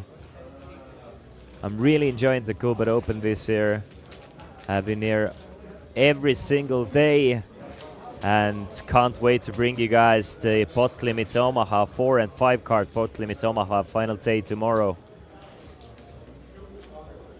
5 card PLO is such an action game. I mean, regular PLO already is quite an action heavy game, but add another card to the mix. It's my favorite game to play when I'm drunk. You can't do many mistakes if you're not too if you're not too tight. It's a super gamble-heavy game. Alger with 7.5 big blinds and ace-3 of clubs. I mean, definitely wouldn't be a mistake to shove here. I mean, he's gonna lose another 125k in 2 hands. But at the same time, everybody's quite short. There are money jumps in play. But Alger is gonna ship it all in with ace-3. Goes the more aggressive routes, plays for the win. And I love to see it. I mean, if a player plays for the win, he has my respect anyway. But I mean, nobody would blame Alger if he just folds the ace-3 here and just tries to ladder up for a few orbits. Peter lets go of his button, but Per finds pocket 9s, and more likely than not, Per is gonna call the all-in, and Alger is gonna be in trouble against Per. Per has Alger covered as well. Per has pushed the chips all in. He's done it, and now it's up to the poker gods. Both players basically all in here. Per left with just one big blind shoot. Alger find an ace or some clubs. But Per in a great shape. 71% for the Norwegian against the local player Alger. 860k in the middle. Will Alger find an ace? No. Or even if he does, it's a set for Per, but a flush draw for Alger. So what an exciting flop, and what is that for a turn card? Alger gets the nut flush on a turn and crushes Per's dreams with the ace high flush, and now Alger, one of the chip leaders with 860k. Per left with just one big blind after getting cooler here, and now in a lot of trouble, and more, I mean, super likely to finish this one on 8th place. Now, if I am Per, I'm folding aces here. Maybe not aces, but I'm folding 99% of the hands, and I'm just trying to ladder up until the big blind catches me. Now, the reason being, if Per even doubles up here, he doesn't add too much equity to his stack. I mean, he's gonna need like 2-3 double ups in a row. So it's more likely for somebody to bust before Per than for Per to actually start doubling up 2 or 3 times in a row. So if I'm Per, I'm folding everything, hoping to get a few more ladders, and if I'm all in from the big blind, then I'm all in from the big blind, and then let the poker gods do its thing. But I don't think, I mean, I'm guessing Per, should he double or triple up, he's adding like, let's say 150 euros to his equity. But with every ladder, he gets an extra 600 euros, extra 700 euros, then up to extra 1,000 euros. So I'm giving myself a chance to ladder here. And at this point, when I'm down to one big blind, I'm stopped. I'm not playing for the win anymore. I'm playing for maximum amount of ladders, but that's me. Dago thinking about calling here with 8-7, and he's not even calling. I mean, raising it up with 8-7 to 100,000. So as I thought, Dago is gonna try and run away with this final table, given the chip lead. He's gonna open pretty wide until he gets a chance to do so. Once players will start playing back at him or finding super good hands, Dago will shut down a little bit. But given the chance, he will open things up. And 8-7 offsuit, I think we can all agree, is quite a wide open. Per doesn't agree with me that he's, or at least he's not going for any more ladders. He's just gonna put it in with the Jack 10. We can see that Per is actually ahead with his Jack 10, but not anymore. Ole Johnny comes along for the party with 4 deuce off. He's calling from the small blind with 4 deuce off. What will Marwen do now? I mean, Marwen has the best hand with the king jack off. Just 50k to call, getting 7-1 pot odds, but just knows that should he call on any flop that he connects with, he's basically pot committed and would like to stay away from trouble. But Ole Johnny calling with a 4 deuce off is just is a decent surprise to me, at least.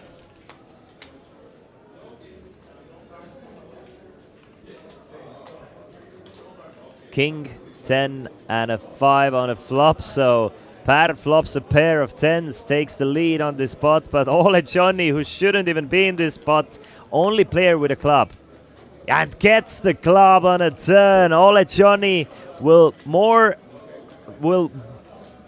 probably eliminate Per here, unless Dago bluffs Ole Johnny out. And I don't see too many reasons to start bluffing here. There's not too many chips in the side pot. Maybe something like 80,000 off the 355. So Dago will check it back with his pair of 8s. Queen of diamonds on a river means that Ole Johnny will eliminate Per unless Dago bluffs him out of the spot. It does go check, check. Ole will turn over his 4 deuce. Per gets the bad news that unfortunately flush is better than 2 pair. And Per G will finish this tournament in 8th place. He will take home 1,575 euros. And we are down to 7 players. Maruen with the shortest stack here, 405k.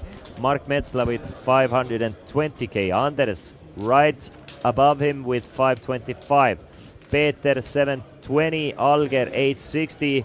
Ole Johnny, after winning this hand, has joined the Millionaire Club up to exactly 1 million. And Tago with 1.1 million. And the blinds have gone up one more time. We are playing 30,000, 60,000 now. So 30,000, 60,000. No players with more than 20 big blinds.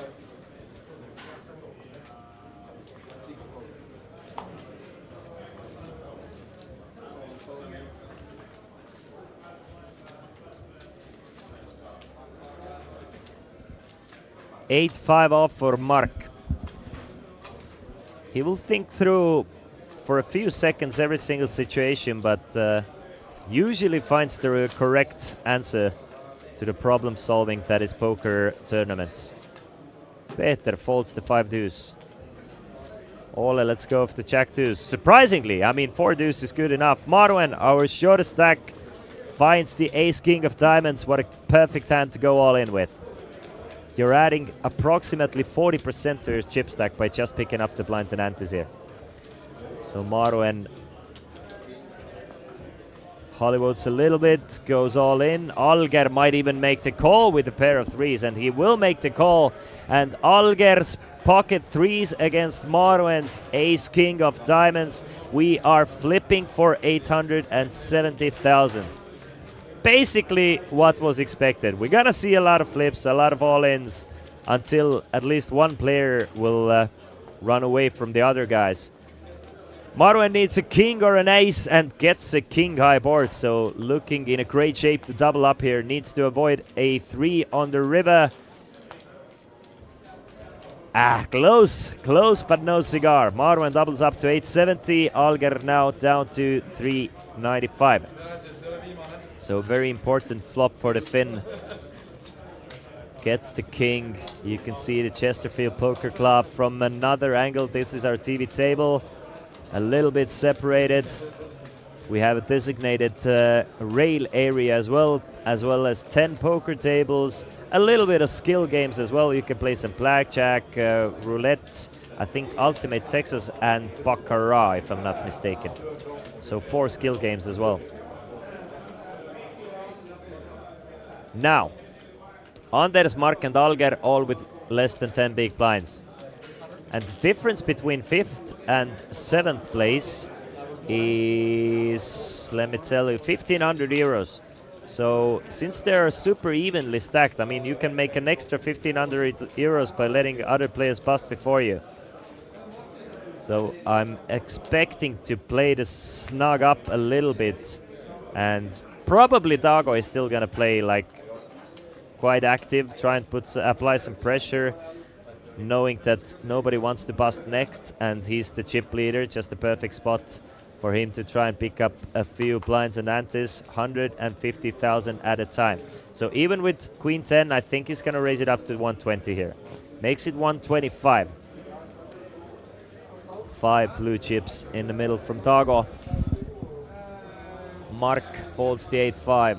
Peter with pocket 7s. Will we see an all-in here? 275,000 in the middle. Peter has the 4th place stack against a chip leader opening from under the gun. I mean, it's a rough spot for Peter. Let's see how fearless he is. I mean, I'm not even sure if it should be an all-in. I'm actually not super convinced that 7s isn't just a fold considering the ICM. But Peter knows that Dago has been quite active, has played against Dago quite a few times, I'm sure. in quite a few final tables. I think it's a good fold, actually. I honestly think against the chip leader, with the chip stacks being so even, chip leader opening from under the gun, I think sevens is a fold. So definitely not blaming sevens for folding there. Folded around all the way to the big blind with king deuce of clubs. 7 big blinds behind. I mean, anywhere but the final table, it's an easy call. But with the ICM, I think Anders has to fold the king deuce. But Anders doesn't agree with me. Anders makes the call, so heads up to the flop. Anders actually head with the king high. 340k in the middle. Dago needs a queen or a 10 or anything but a king or a deuce. I guess he can get Anders to fold on the flop. But instead, it's 10, 9, deuce on the flop. So top pair for Dago, bottom pair and a backdoor flush draw for Anders. We gotta see a small bet from Dago. Dago is gonna bet something like 60 to 90k. It's gonna go close to min betting here, in my opinion. At least that's what I'm assuming. So I think it's either 105 or 80, yeah. So Dago goes a bit bigger, goes for a third pot size here. 105,000. And what do you do with the pair of deuces? If you're Anders now, Anders think it's a spot to go all in. He's going all in. Dago makes the call, and it's a 1 million chip pot with Dago Dam having 69% against Anders king deuce. Anders needs running clubs, a king or a deuce, or else he will be eliminated, and Dago will be our chip leader. Even bigger chip leader now. Anders is drawing dead. 1 million chips goes over to Dago Dam, and Anders takes home 7th place money worth 2,125 euros. Now, I mean, it's gonna be it's gonna be super rough to play against Dago here. Difference between 2nd place and 6th place is more than 5,000 euros. It's more than, well, about 5,000 euros. Let's call it 5,000 euros. So, and the difference between 6th place in chip stacks and Ole Johnny is 11 big blinds. So we're basically evenly matched, and I'm guessing Dago is gonna start like close to any 2 opening here. Obviously not any 2, but I mean, he could, I'm pretty sure he could go all in blindly any 2 hands, and people would have to fold so many times that it would be profitable. Obviously he's not gonna do it, but I'm pretty sure Dago going all in this spot blindly any 2 cards would be a net profitable move. Just by getting like 2 blinds and antes, he's getting the same amount of money that the short stacks have. Ole Johnny, 2nd in chips, raising it up with the ace-10 off. Against the chip leader though. So this might get even more interesting. Makes it 120.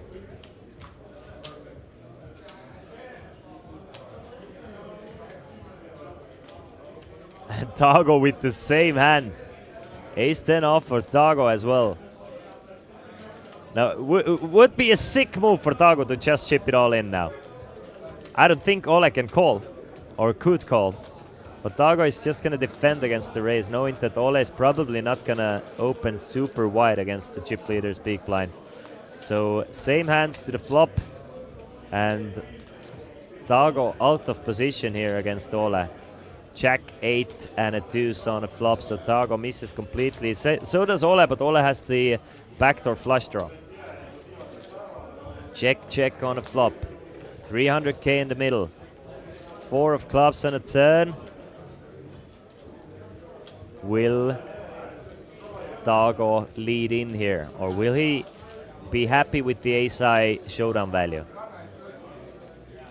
No, given the opportunity, Dago will choose the more aggressive route, as he should. With the chip lead, he leads in for 155,000. Love the size. Goes for half the pot, but still could definitely shove the river. And Ole has to fold the ace-10.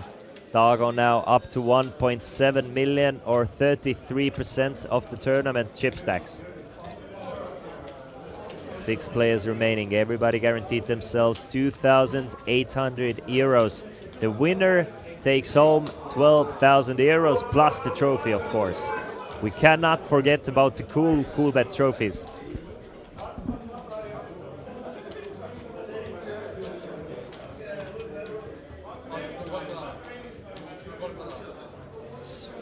Smallest stack with approximately 350k.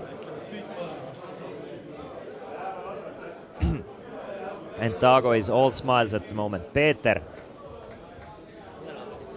believe it or not, one of the bigger stacks with 720k or 12 big blinds. Third in chips. Ole Johnny with Jack 6. He's gonna stay away from trouble. Marwen with a mystery hand, but no, he doesn't want to raise it up. Alger with 365.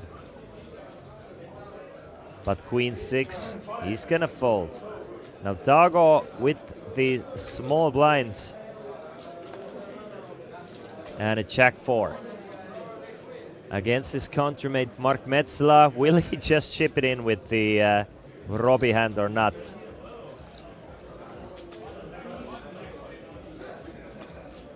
He's Dago in basically any 2 territory here. Can definitely still limp as well.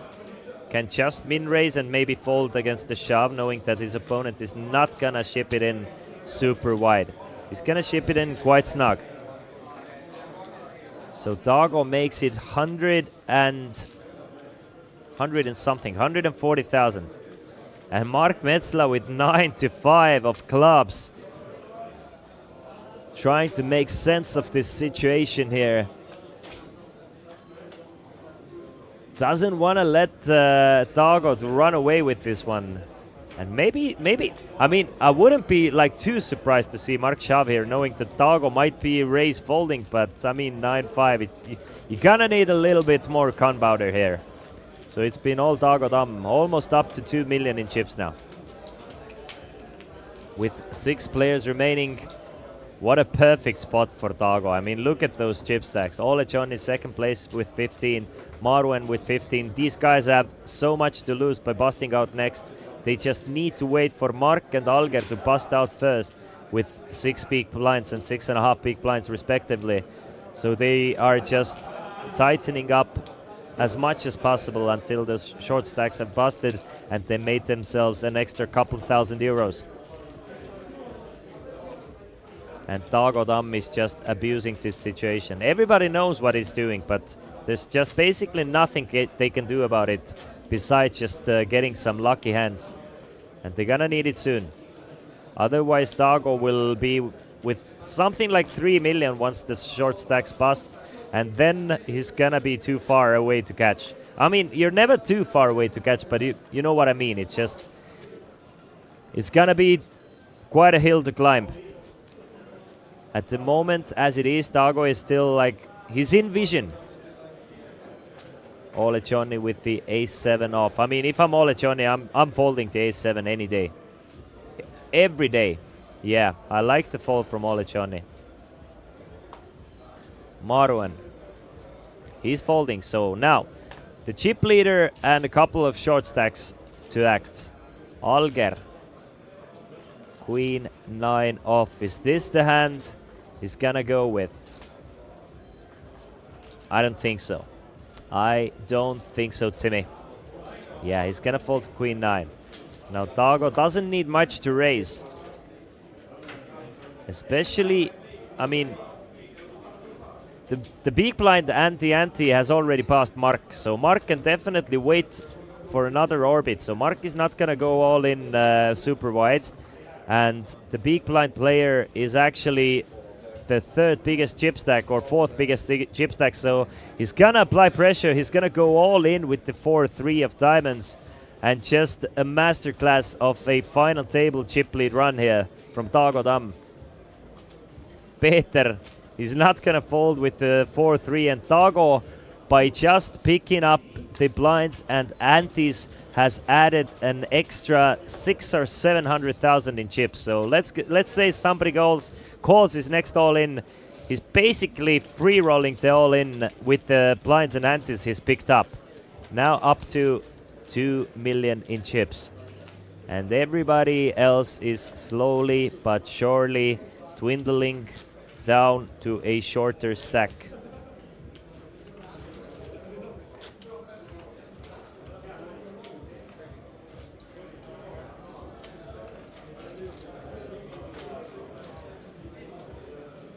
Now, how much time does Alger have? Alger has approximately, 2 more hands. 2 more hands until he has to put in 33% of his stack blindly. So Alger is probably looking for a decent enough chance to ship all in while he still has any fold equity. Once the next 2 big blinds go in, he will not have a lot of fold equity, and then he's gonna have to hope to get lucky to find some cards. But with 6 big blinds, he still has decent fold equity. Tago might just go all in here. Yep.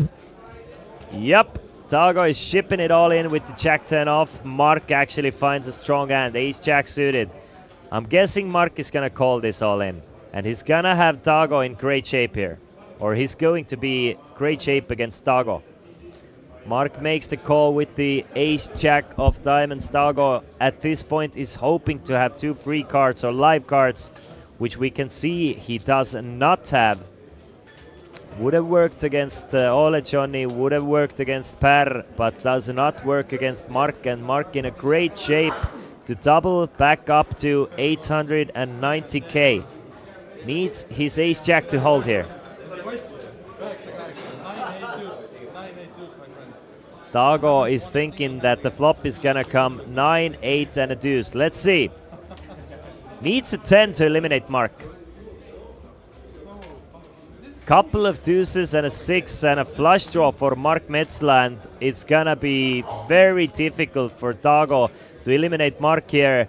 Just 2 outs remaining and just 1 out remaining because one of the 10s was folded by the big blind player. So Tago doubles Mark up to 890k in chips, but still chip leading with 1.6 million in chips.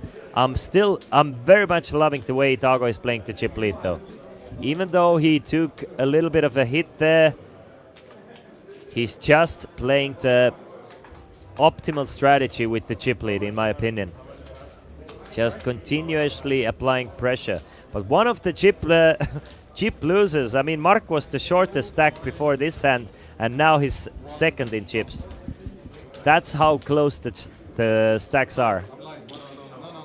Now it's Alger's turn to find or try and find a double up. Still with 6 big blinds.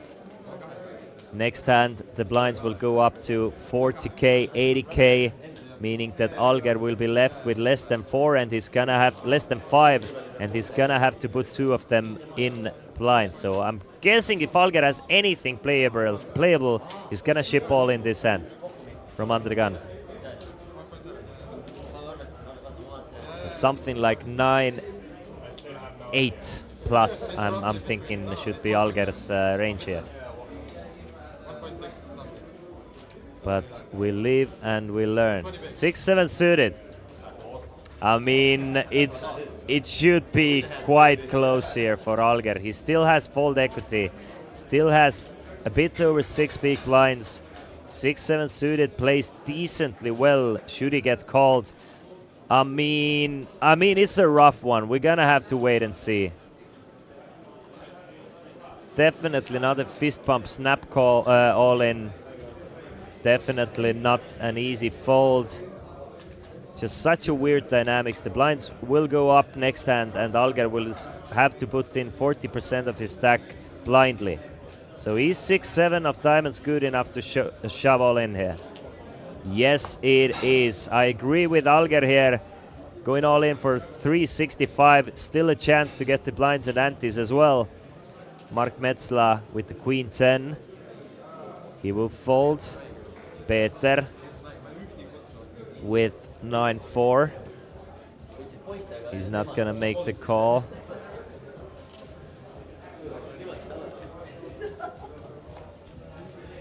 Maruen from the big blind and an ace.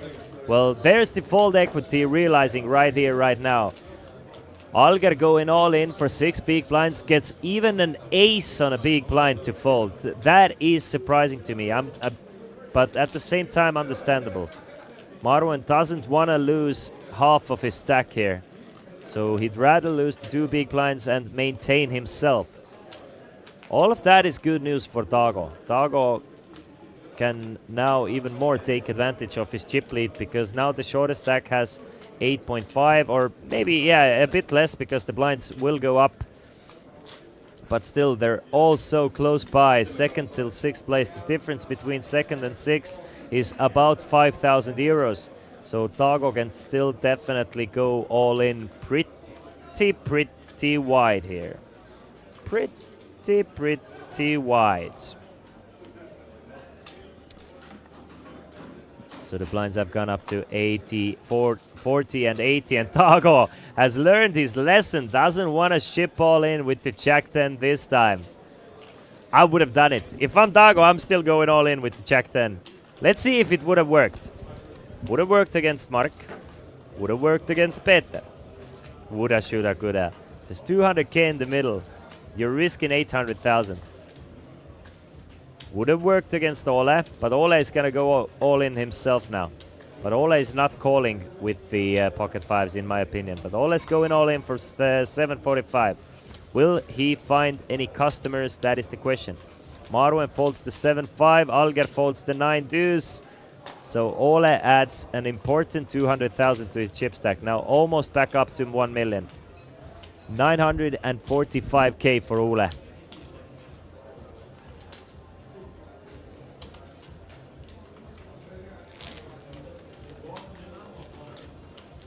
Alger down to 4.5 big blinds.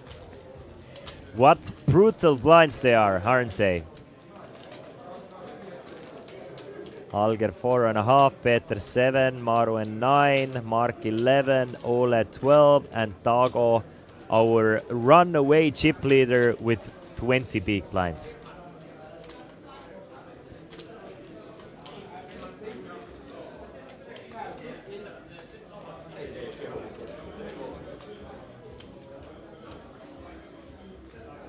Our 7th place finisher Anders got 2,125 euros, Per got 1,575 euros, and the 9th place finisher took home a bit more than 1,000 euros for his troubles. It's a 330 euro Deepstack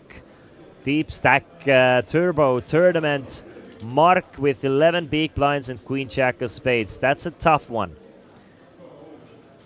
I am not gonna assume anything here. We're just gonna have to wait and see. I think Mark he can shove here, he can min raise here, and he can even fold here. Mark elects to open this pot up with a raise.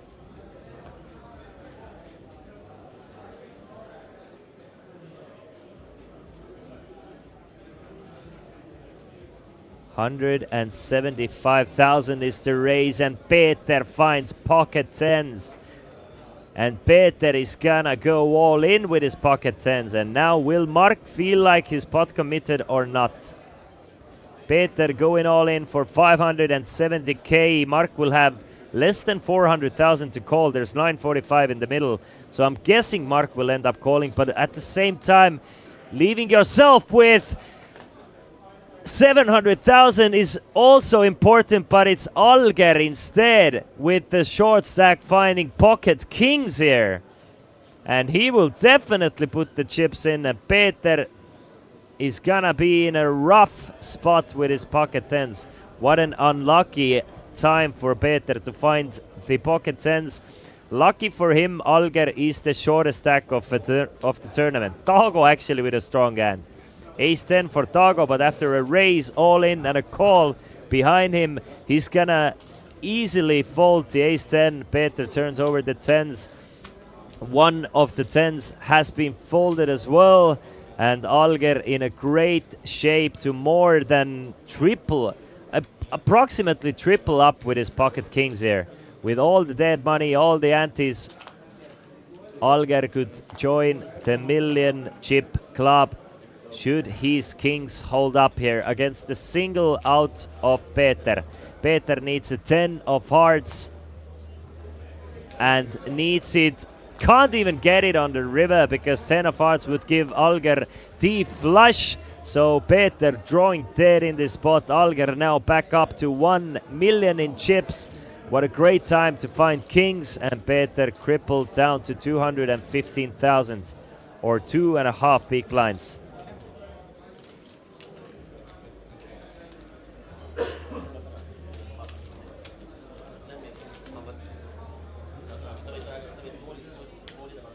So now everybody's looking forward for Peter to bust out to get another money ladder, and should be a great time for Tago to basically any to raise again.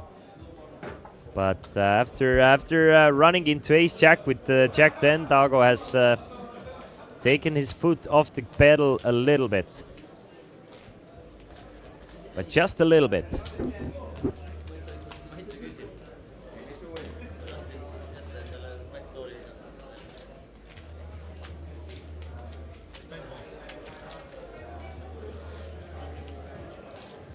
Very evenly stacked tournament here. You can see Maruen, who is 15 chips. Should he double up, he's gonna be the chip leader. That's the case for everybody at this table besides Peter now. But should Peter get it all in, add the blinds and antes as well, he's gonna be right back in the mix with something like 8 big blinds.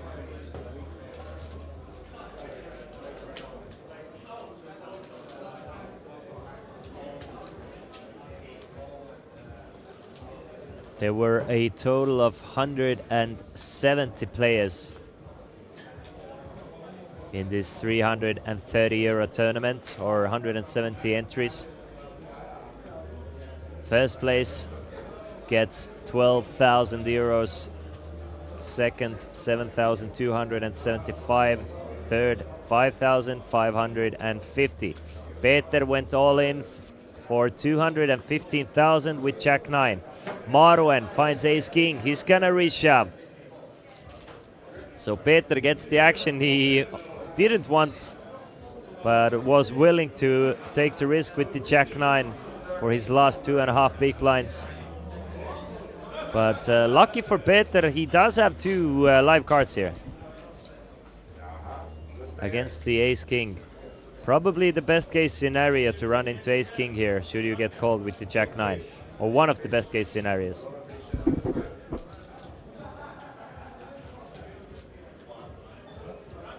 Maruen taking his sweet time with the Ace-King and ends up going all in. Alger folds the Jack-2s. Tago lets go of the 10-8. Just Mark remaining. Jack-2s of hearts for Mark, and it's gonna be tough for Peter because a lot of the Jacks have been folded. So Maruen way ahead with his Ace-King, 71% against Peter's Jack-9, but I'm sure Peter is quite decently happy to see that he's up against Jack-9, not against something like Ace-Jack or something even better. So needs a Jack or a 9 to survive this all-in for 630k. Gets the 9 and gets 2 of them. 6-9-9 on a flop, and Maruen gets outdrawn, and he's drawing dead now. Peter will be back up to 630,000. Maruen left with 495,000, and now Maruen, our shortest stack, with 6 big blinds. And Peter, as we said, up to 8 big blinds and right back in the mix.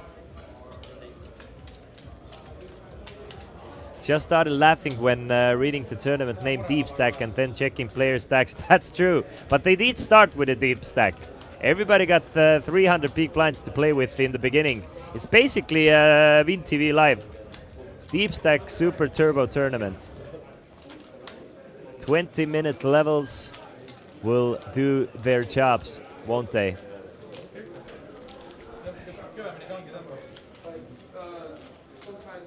And Dago said an allegory or analog to this tournament in Estonian. I will try and translate. He said it's basically like pulling a slot machine at this point in this tournament. Who gets the better cards will probably end up winning here. So it's a bit of a crapshoot, this final table. But Dago with the most amount of experience with these final tables. Let's see if he will make it pay as well, or make it cost.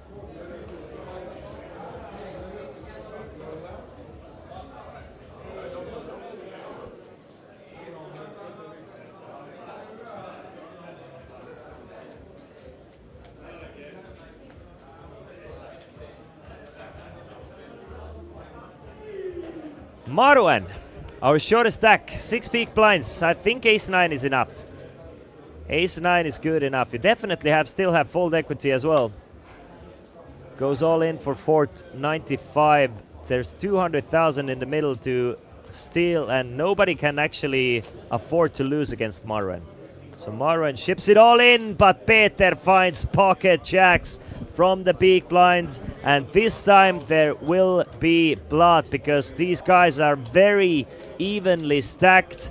Peter will either be super crippled with 55k remaining, or he will eliminate Maruen in 6th place. 1.1 million in the middle. Maruen needs an ace, and he's gonna need it now. Gets a 9. Now also a 9 will help Maruen. Needs an ace or a 9. 5 outs for the Finnish player, or he will be our 6th place finisher. Gets the king of diamonds on the river, and Peter, who was crippled 2 hands ago, is now one of the chip leaders, up to 1.2 million in chips. Good game to Maruen. He will get 2,800 euros for his 6th place finish, and we are down to 5. 3 Estonians, 1 Norwegian, and if I'm not mistaken, 1 Icelandic player. But Peter does have Maruen slightly covered here by 55,000, and that's how fast the fortunes will change. Sorry, 4 Estonians and 1 Norwegian player remaining at this final table. So the home crowd advantage really working out for the 4 Estonians who entered this final table. Stein finishing 9th, Per in 8th, Anders in 7th, and now Maruen in 6th place. Everybody now guaranteed themselves 3,500 euros, playing for 12,000 euros here.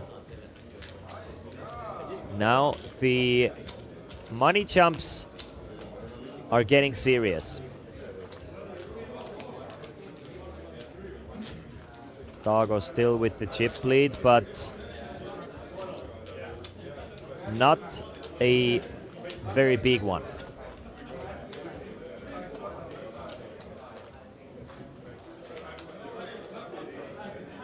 Five players remaining of the 170. Blinds are 40 and 80. Meaning we have a total of 50 big blinds between those 5 players. And the blinds will go up one more time in 5 minutes.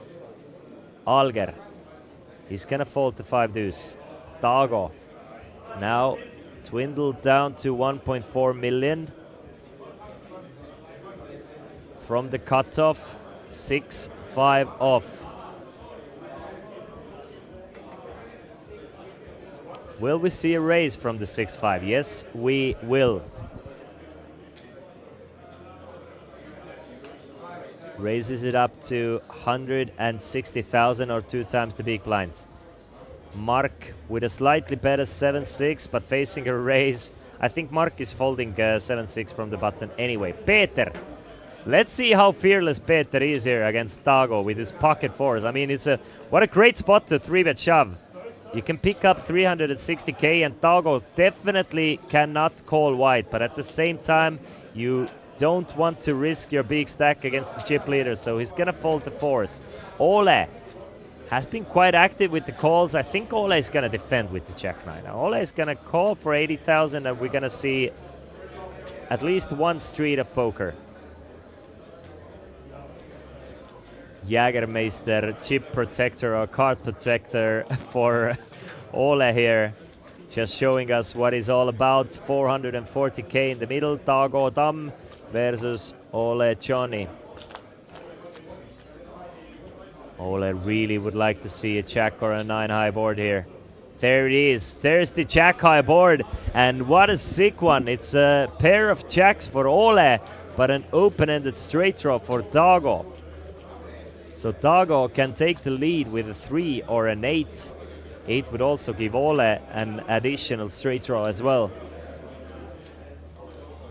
440 in the middle. Tago is gonna c-bet for 130. Was it 130 or 155? Yeah, 130. And will Ole just check raise, shove it in here? And will Tago call? That's these are the questions that will get answers in the next 5 seconds. Ole Johnny goes all in for 700,000, and Tago is gonna have to fold his open-ended straight draw. And now he's probably thinking to himself, damn it, I should have checked back and try and realize my equity. But I like to play. I love the fact that he's playing these spots aggressively, and they just haven't worked out now. Tago and Ole with, I think everybody with basically the same stack, aren't they? Everybody on about 1 million. Maybe a couple of big blind difference, but very evenly stacked final table at the moment. So we're basically looking for a cooler. Looking for a couple of strong hands to clash, one player to chip up, and then this player who will chip up will probably start applying a lot of pressure. But Tago had his opportunity, now has lost it a little bit, and now it's an honest man's job. Folds the 7-3. Mark, our shortest stack. Yeah, Mark with 500,000, rest of the field with 1.1, 1.2 million. Jack 7, is it good enough for an all-in? I don't think so.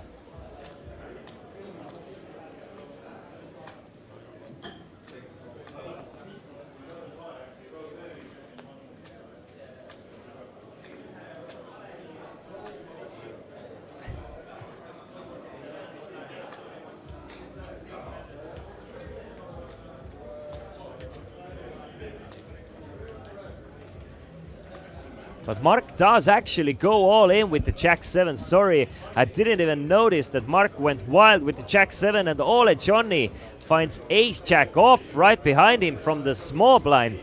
And Ole Johnny can definitely call the all in from Mark. And Mark is not gonna be in a good shape against Ole Johnny here. I mean, it's a 6 big blind shove. Ace Jack is doing fantastically against it, but Ole folds the Ace Jack. Well, call me surprised, guys. I think folding Ace Jack against 6 big blind shove is a bit too tight. What are you calling there? What are we waiting for? But Ole Johnny wants to, he either wants to go all in himself or just doesn't want to call off the short stack all in with the Ace Jack. So we know that Ole's range is probably a super tight one.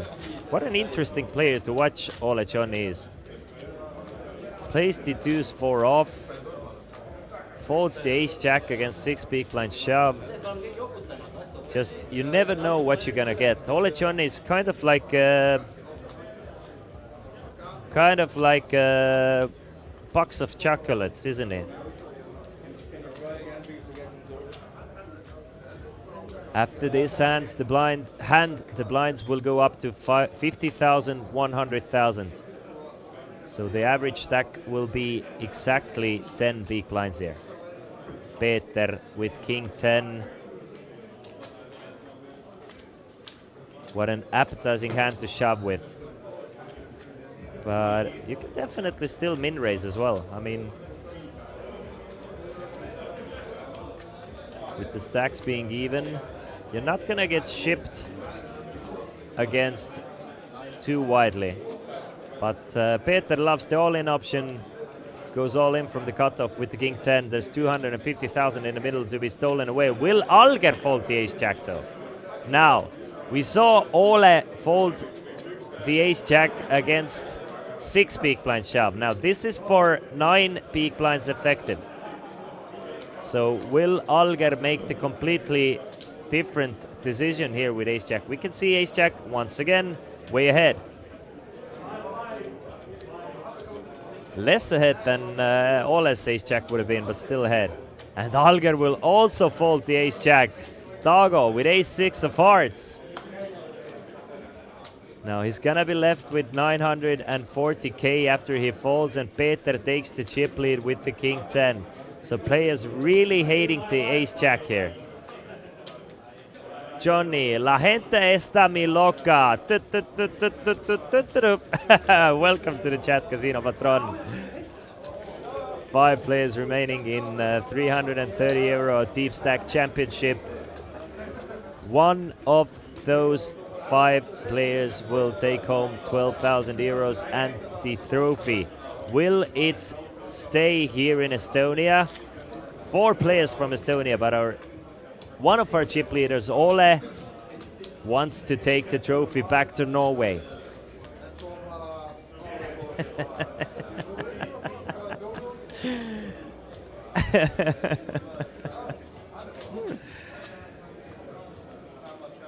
So there's so much more value in going all in yourself instead of calling, is what I'm getting from these players. Those players really want to avoid calling all in and really want to have the option of everybody folding and going all in themselves. Ole folds the ace 8-7. Alger from the button, jack 8 of diamonds. I'm guessing jack 8 of diamonds is more of a all-in shove than ace jack is to call for Alger. So I'm guessing Alger might chip it in here with the jack 8 of clubs, of diamonds, sorry.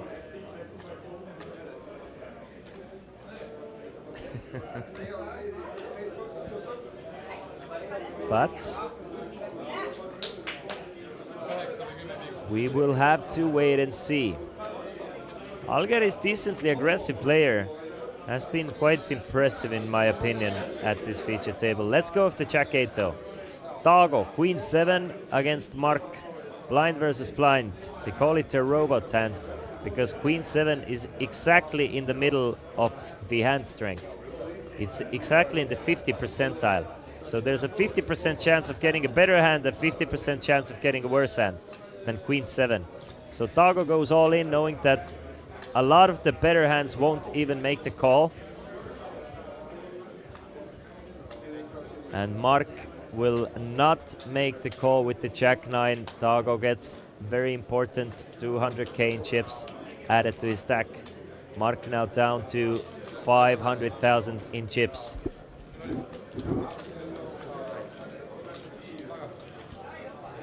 Everybody guaranteed themselves 3,500 euros now. Next money jump is up to 4,325 euros. As the local time approaches midnight, I think this will be decided in the next hour or so. Maybe hour and a half. But the blinds will go up mercilessly.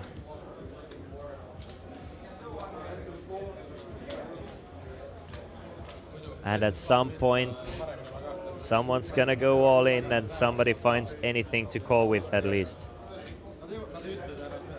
So we're waiting for that inevitable flip or a cooler situation for approximately 2 million in chips.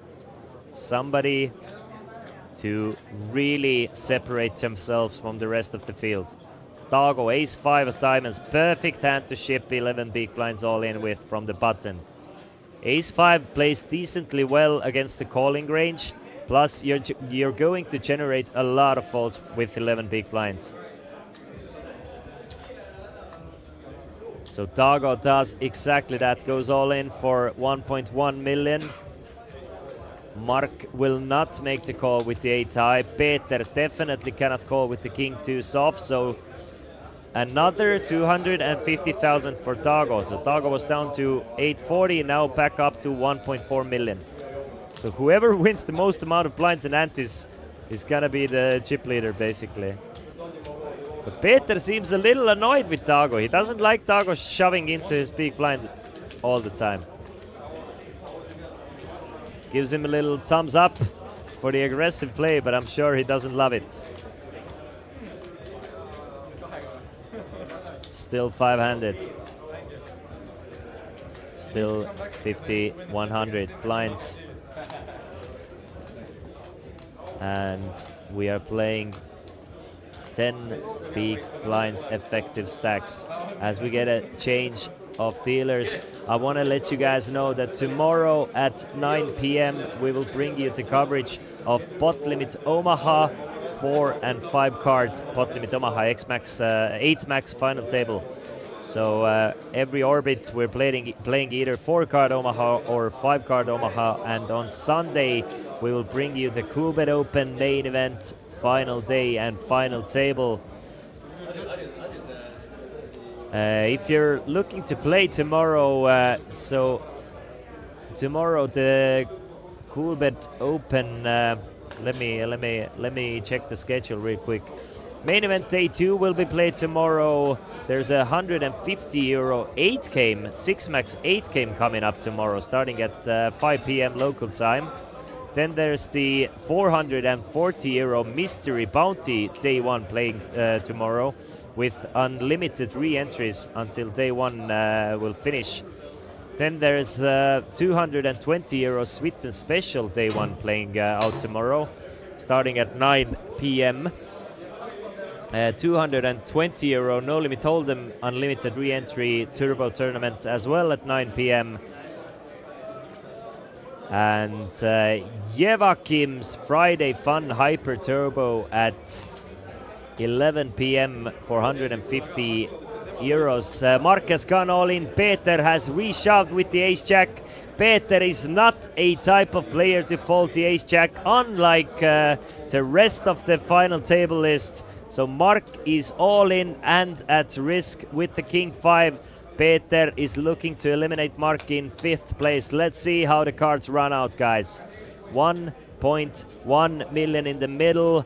Peter hits a jack high board. Mark adds a straight draw now. Needs a king or a queen on the river, or else Mark Metzla is eliminated in 5th place, and that's exactly how it runs out and how it plays out. Peter, our chip leader now. Mark Metzla finished in 5th place.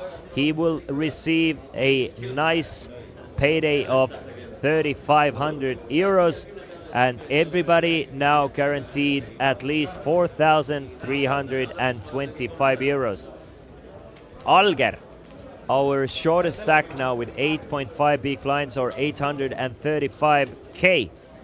Ole Johnny, 13 chips with 10 big blinds or 1 million in chips. Dago, second place with 1.4 million. And Peter, first place with 1.8 million. So 4 players remaining. We have lost Stein in 9th place, Per in 8th place, Anders in 7th place, Marwen in 6th place, and our most recent bust out, Mark, in 5th place. And then there was 4.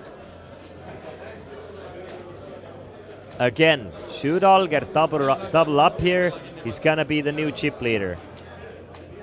So nobody really wants wants to call all-ins unless they have the goods.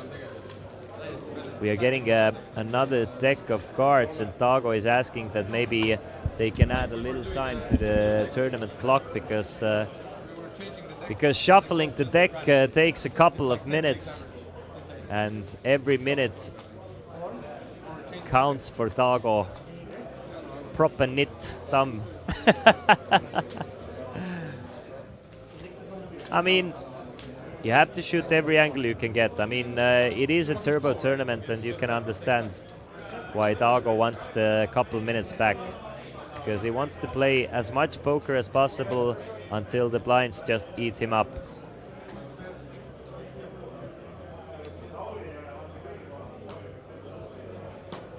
The tournament clock was paused by the request of Dago. Dago asked for the manager and told them that the customer is always right, and the manager says sure.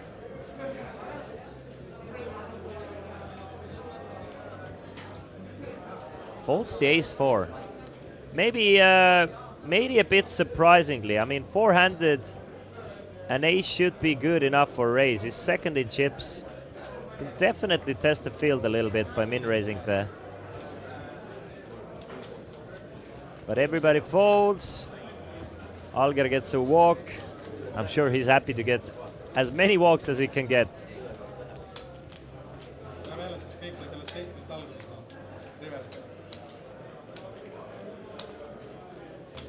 And our chip leader was down to 200k not too long ago. It was approximately 20 minutes ago when Peter was down to 200,000 and our shortest stack, and now he's chip leading it. Oh, how the fortunes can change in a turbo tournament. Now Tarmo in big blind.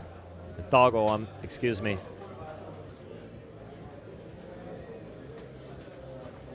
And Peter will open the action with a fold, as will Ole. Now Alger, blind versus blind, 10-9. Is he a type of player to try and limp in here? Is he a type of player to ship it all in against Dago? Or is he a type of player to just fold to 10-9? I mean, it would hurt him physically, I would assume, at least, to fold open fold to 10-9. I assume we're gonna see an all-in, knowing that Dago cannot call super wide, especially cannot call with the 10-3, so he's gonna fold. Alger now back up to 1.1 million, Dago down to 1.2 million in chips.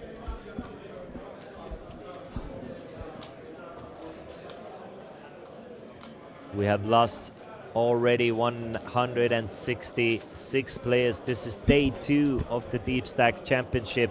Yesterday the players played for 19 levels. We resumed the action on level 19 with 23 players today. We have lost 19 of those 23 players. Min cash was for 550, and now everybody has guaranteed themselves 4,325. Ole Johnny with a suited ace folds the suited ace. And what a good time to fold the suited ace, because Alger finds pocket eights. And it would have been interesting to see if Ole goes all in, will Alger call with the eights? Because as I understand, the players really want to avoid calling all-ins. They want to go all in themselves if at all possible. So Alger does exactly that. Ships it in for 1.1 million and gets the blinds and antes now up to 1.3 million after this hand. Peter still our chip leader, even after losing 200k this hand, still with 1.6 million.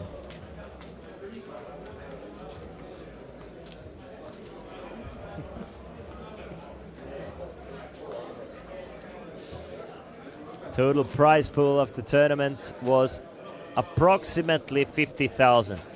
49,475 euros, with the lion's share going to these 4 players. First place 12,000, second place 7,200, third 5,500, and 4,300 for fourth. Alger, ace 10 now.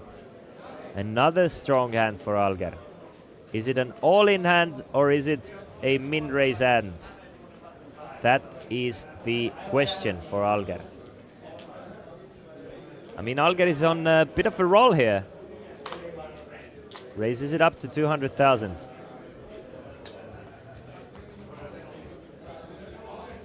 And gets rid of Dago.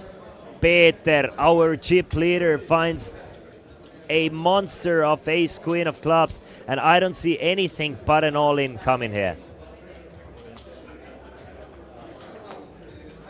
Peter is going all in with the ace queen. Now will Per find anything to call with, because I'm pretty sure Alger is raise folding the ace 10.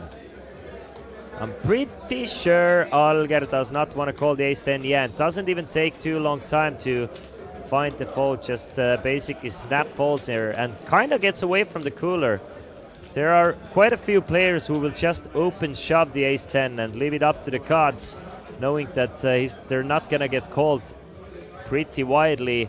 But Alger, knowing that he's not gonna get 3-bet shoved on super widely as well, so gets away from the ace 10, and Peter now up to 2 million in chips. 40% of the tournament chips in Peter's hands. Should he find a couple more blinds in antes, he's up to 50%. But Dago's turn to find ace queen now. Dago, 11 big blinds, ace queen. I assume you don't really want to generate a lot 3-bet shoves, so you're just gonna go all in yourself. Even though your ace queen is gonna be in a decent shape against a 3-bet shove, you still want to generate quite a few folds, because the blinds and antes are just so valuable. Ole Johnny with a pocket deuces. He's gonna fold the pocket pair. Alger with a slightly better pocket pair. Pocket fours for Alger. But Alger is not calling. Alger is folding the pocket fours. He's not calling to flip. He's definitely going all in with the fours himself, but to call off the chips, nah, he's not doing it. But definitely thinks it through. I think leaving himself with 935k behind is a bit more valuable than hoping for a flip here. So he does end up folding.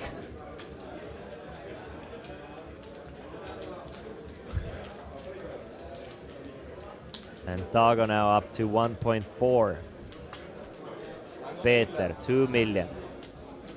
Ole Johnny with 7.5 big blinds, playing 4-handed. This 7.5 dwindles down super quickly. So Ole needs to find a hand to go all in with. He needs to find it in the next 6 hands.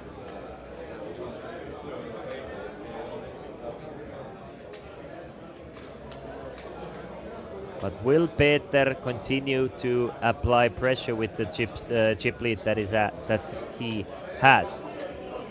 6-7 for Peter. Nah, it's a fold. Ole needs to find something to go all in with. That is definitely good enough to go all in with. I think we're gonna see exactly that. From the button, King 9. He's going all in for 735. Alger folds the 7 deuce. Dago folds the 8-5, and Johnny now back up to almost 1 million. Buys himself another round of poker, as we're playing 50,000, 100,000. Final 4 players here in Coolbet Open. A nice international field where Estonians, 3 Estonians have made it to the top 4. They definitely want to keep the trophy home, but Ole is not gonna make it easy for the local players. Now finds ace queen. And something tells me we're gonna see another all in from Ole here. Something ace queen-ish. So Ole going all in for 985. Players are just switching positions of who gets on a little mini heater and gets a couple of blinds and antes. Still waiting for somebody to find anything to call with. Peter's Jack 6 definitely isn't good enough to call Ole, and Ole now back up to 1.2 million. And Ole is starting to gather a little bit of a crowd here. The Norwegian players really rooting on one another. We saw it yesterday on the Nations Cup final as well, where it was Estonia versus Norway in Tallinn, Estonia, and Norway drew a lot bigger crowd. So gotta love the Norwegian community. Just really supporting each other here on every final table. Alger, King 5 of hearts, close, very close, knowing that he's gonna be in the big blind next hand. I think it's kind of a coin flip here. I think he probably should shove here, but it's super close. Knowing that he's gonna have to put in 200,000 blind the next hand, he has to generate as many folds as possible, and with 9 big blinds he can do exactly that. He raises it up to 500,000. Folded all the way to Peter in the small blind with Queen 10. Does Peter feel like gambling? No, he does not. He's not a gambler, he's a poker player. So love the raise from Alger. Now keeps himself in the mix by shoving hands like this up to 1.1 million, and the blinds have also gone up to 60,000, 120,000. So 60,000, 120,000 for the blinds, meaning that the average stack is once again 10 big blinds. 40 big blinds total in play, or 43 or something like that. Dago, 10-3, not good enough. Peter, 4-3. Will this be good enough? It was good enough for Dago at some point. Going all in with the 4-3 of diamonds, exactly. With the chip lead as well.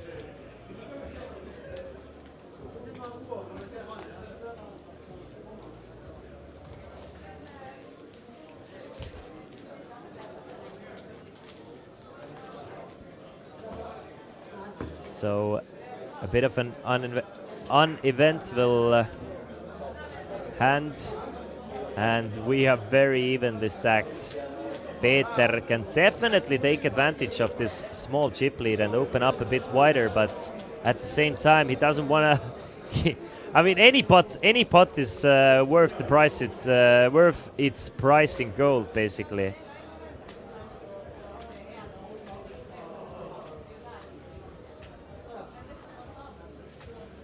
Eight, 4 for Peter.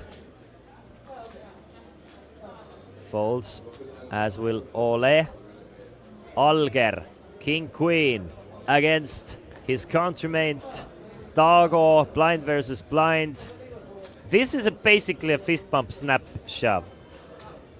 Very easy all in coming up from Alger, and will Dago find anything to call with? So there's the all in. And there's the 4-3 for Dago. Dago now our shortest stack with 900,000. Alger up to 1.4 million.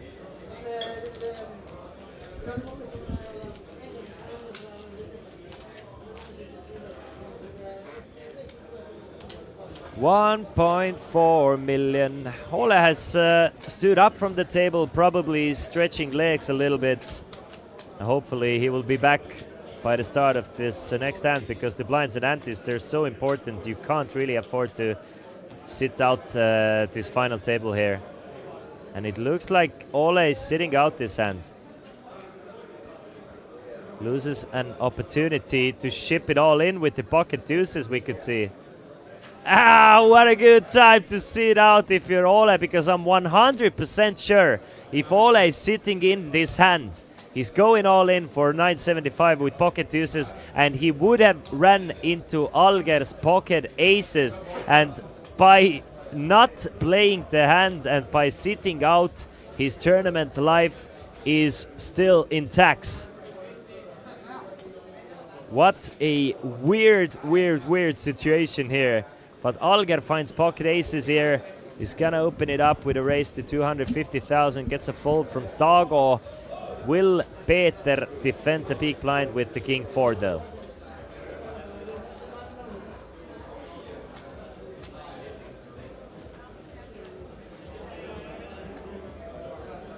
But Peter doesn't want to defend, and Alger does not get any action with the aces, but he will definitely take the 300k in the middle. I mean, 300k in the middle by the blinds and antes is something like 6% of the total tournament chip stack.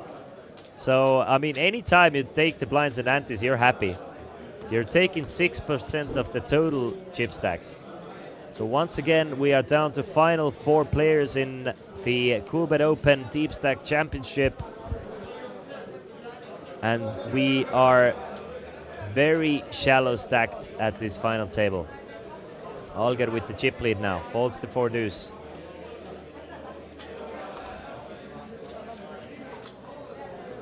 Tago, queen 6. Peter. A slight, but still a decent chip advantage against Ole. He's gonna fold the 10-5 and Ole gets a walk with 4 deuce.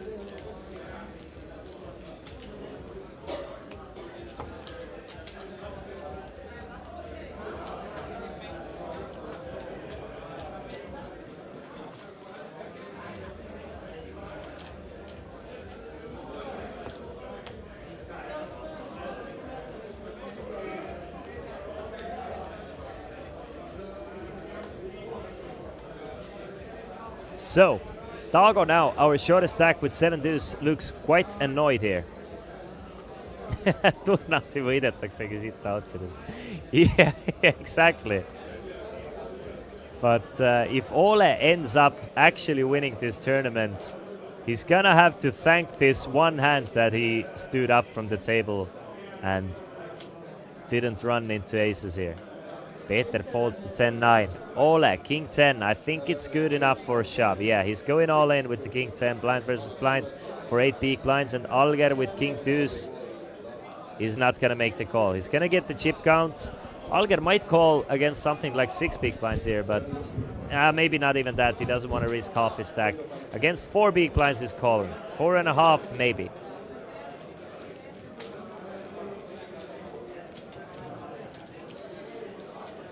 $60,000, $120,000 in the middle. 4 soldiers remaining. Nobody wants to bust out. I'm surprised that the players haven't even considered making a deal here. We're playing for, I mean, 4th place gets 4,325 euros. 1st place gets 12,000 euros. Our average stack is less than 10 big blinds, and we are playing for a lot of money.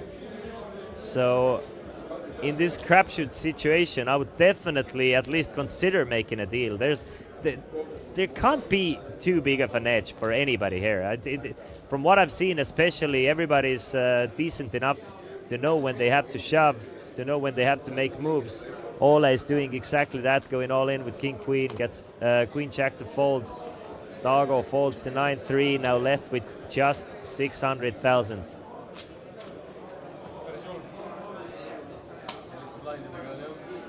And Tago says that it's such a rough feeling that when the blinds are so high and you're card dead, you just absolutely 2 orbits go by and you lose it all basically. Tago's 600k is exactly worth 2 orbits full of blinds and antes. Ole Johnny 96 or 69. He's gonna fold. Alger, queen 7.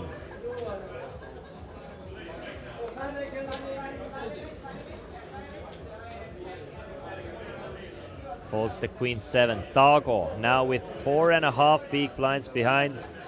He's gonna go all in with the 9-7, hoping that Peter doesn't find anything to call him with.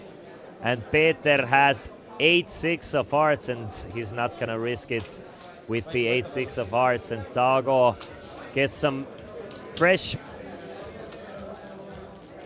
air, or at least buys himself one round of poker more. 13 big blinds for Ole Johnny. He's our chip leader. Alger second in chips with 12 big blinds. Peter third with 10 big blinds, and Tago still our shortest stack with 7 big blinds. I think all of these 4 players have held the chip lead at one point. Alger a bit too big of a stack to raise with Queen 3. Tago actually should probably shove the King 3 of hearts. Just go after that 300k while you still have decent amount of fold equity. So Tago is going all in with the King 3, but will Peter make the call with Ace-7? Peter has been quite tight against Tago's shoves, but Ace-7 is somewhere between the line, I would think, for Peter. Probably knows that Tago is shoving quite wide there, but I think Peter doesn't exactly know how wide Tago is shoving there. So he's gonna fold the Ace-7, and Tago now back up to 1.1 million in chips.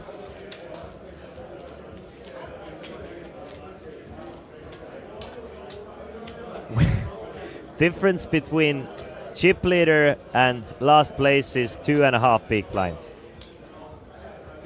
So one set of blinds in the antes separates the chip leader and the short stack. Anybody's game. Definitely anybody's game at this point. Tago folds the Queen 6. Peter, Queen deuce. Will Peter go after the blinds and antes now with the Queen deuce? Yes, he will. The fearless Peter from Estonia goes all in with the Queen deuce with 10 big blinds. Gets 7 deuce to fold, and will definitely get the Jack 8 to fold as well. And Peter now up to 1.5. Just a matter of who gets to go all in first, basically. Whoever gets to go all in first wins the hand, and we move on. Until somebody finds anything to call with, obviously.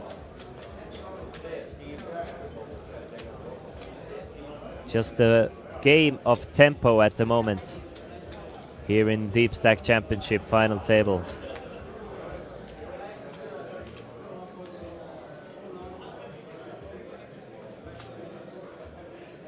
Peter, King deuce, not good enough to raise. At least I would assume. Yeah, Peter thought about it but folded. Ole Johnny, 10-7 of hearts, will hit the muck. Alger, King 3 for approximately 10 big blinds effective, blind versus blind. How do you approach? I mean, it's a good candidate to just call with, but knowing that Tago is it's a kind of like waving a red flag to a bull when you just limp in blind versus blind against Tago. But yeah, Alger will make the call for extra 60,000 with the King 3. Obviously, Alger has a few strong hands that he will trap with as well to balance things out. And Tago takes the flop with the Queen 5. So finally we get to see a flop here after, like, I don't know, 10 or 15 hands of just pre-flop all-ins and folds. King 3 against Queen 5 and bottom 2 pair for Alger. Difficult for Alger to get paid here, but a very good flop for Alger though. I expect to see a bet of 120,000. I don't know if Alger agrees with me, but 120k would make the most amount of sense here. Yeah, bets exactly 120,000. Tago, unless Alger has something like ace or king or he limped with a strong hand. Dago might feel like his queen high might be good here, so he's gonna float one card off here. He's gonna call the 120, 600,000 in the middle now, and Dago with 780 behind. 9 of hearts on a turn. Will Alger continue betting here, or will Alger give Dago a chance to steal this one away? There are plenty of hands that Alger will keep up here with, but at the same time, there are plenty of hands that he will continue bluffing here with. So I'm guessing you kind of want to get value from your 2-pair as well. And maybe check something like a naked king. We'll see.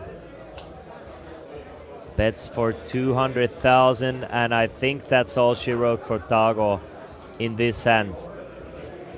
9 of hearts is not the best card to continue calling with on a queen high, in my opinion at least.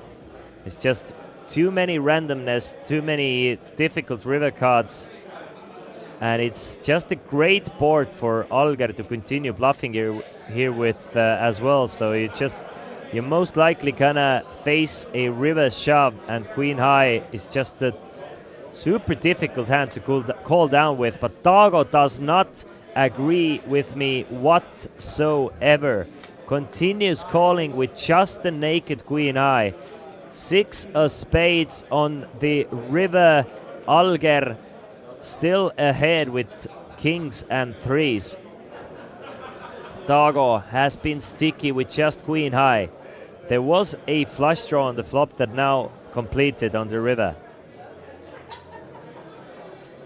So the most obvious draw made it there on the river. Obviously, blind versus blind, the ranges are infinitely wide. I still expect Alger to go all in on the river with. Try and get some value from hands like King 8, King 7, King 10, and so on and so on. Alger instead elects to check the river. Dago checks it back and hopes to see that his queen high is good. He's super surprised when Alger says that he has 2-pair, and Dago, by not folding the queen high, is now left with just 555,000. Friedrich says that he's finished 6th out of 168 players in the free roll for a 25 euro payday. Ship it! Good game, Friedrich. Congratulations. Turn that 25 into a 25k now, I think. Or cash it out. Do however you please. But I would recommend turning that 25 into 25k though. All right, Dago is crippled now. Alger, our chip leader with 1.8 million. Will Alger start applying pressure? We haven't seen Alger with a decent chip lead thus far. But Dago now left with just 4.5 big blinds in dire straits.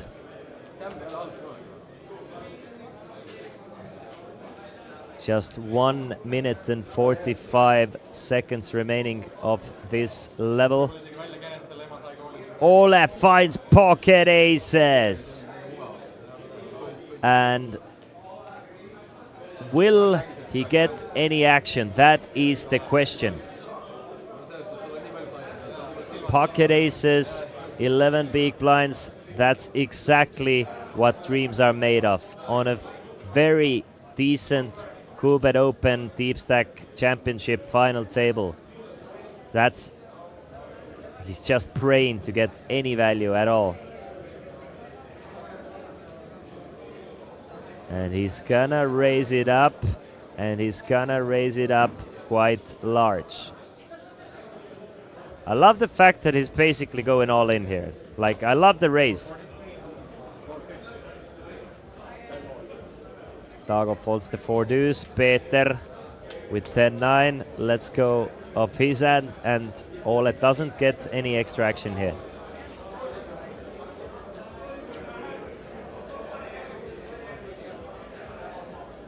Next levels will be 80,000, 100, and 60,000.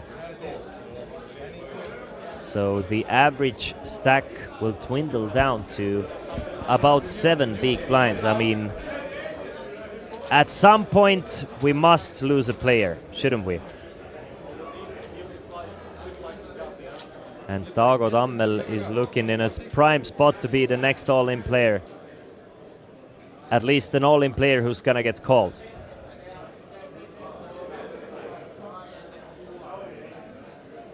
With only 495,000, he will be left with 3 big blinds the next hand.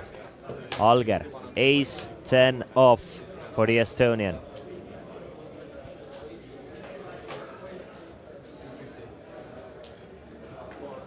And he's gonna raise it up. Raises it up to 300,000 in chips. Tago folds the A3. Peter, ace 5 now. I mean, I'm not 100% sure Peter is folding here, but nah, it's a quick fold from Peter. Peter could definitely ship it in here, but Ole Johnny finds ace king. And now we definitely will see an all-in. And Alger has raise folded ace 10 once already. Last time it was against ace queen of Peter. This time it's Ole Johnny finding the ace king against Alger. And if Alger can get rid of 2 ace 10s in a very shallow stacked final table, I mean, hats off to Alger. His strategy must be working here. But let's wait and see what happens here.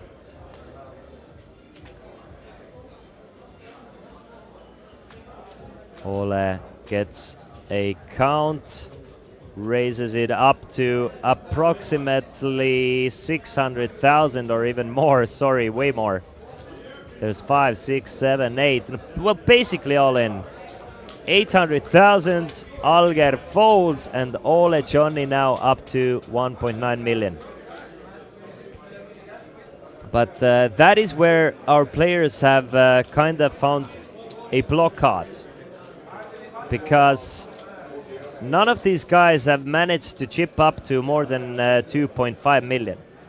Plenty of them have been to this 2 million chip spot, but then something happens and somebody else gets up to 2 million and so on and so forth. So nobody has broken through just yet. Will we see Ole do it?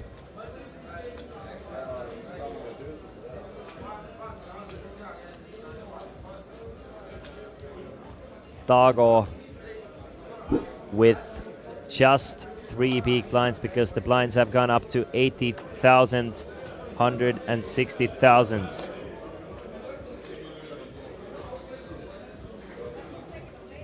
Folds the queen high. Peter. Very likely that we're gonna see an all-in from Peter with queen jack off.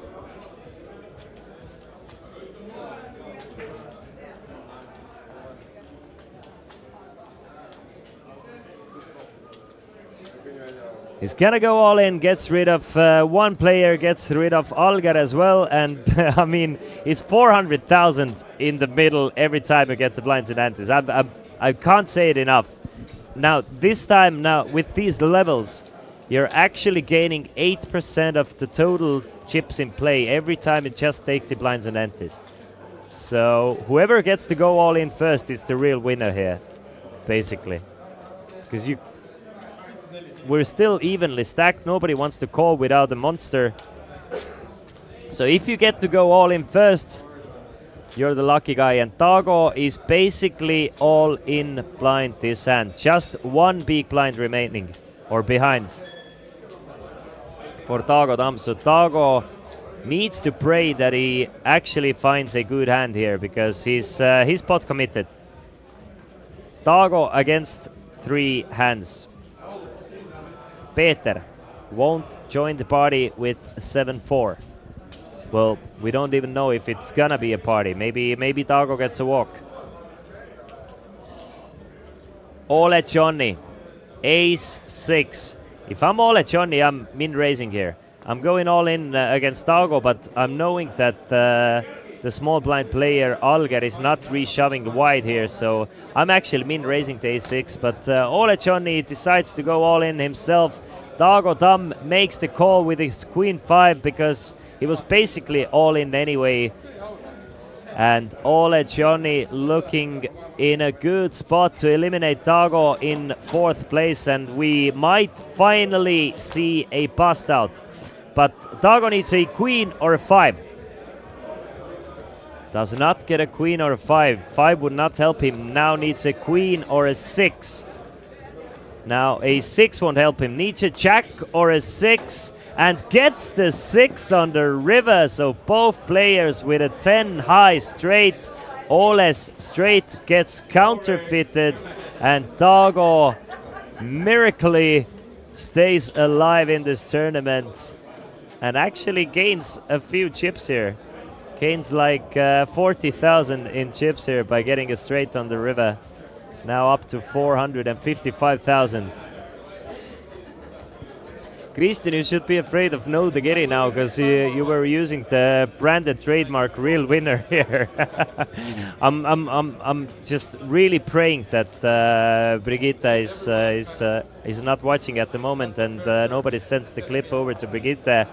But in case I get the no Degiri, Coolbet, thank you for covering me. All the lawyer fees will be sent right over to Coolbet. Dago, Dago, Dago. Still with just 3 big blinds. So we're gonna see him go all in once or twice in the next 5 hands for sure. Ole Johnny with ace 3 now. Will he continue to play the ace aggressively? No, not this time. Folds the ace, and what a time to fold the ace, because Alger finds ace king. I mean, you have 1.1 million, there's 400k in the middle. By just getting the blinds and antes, you're increasing your chip stack by 38%. It's an easy decision, you're going all in, and you wouldn't even mind if you're getting called with ace king, obviously. Dago folds the queen deuce. Staying staying alive is the name of the game.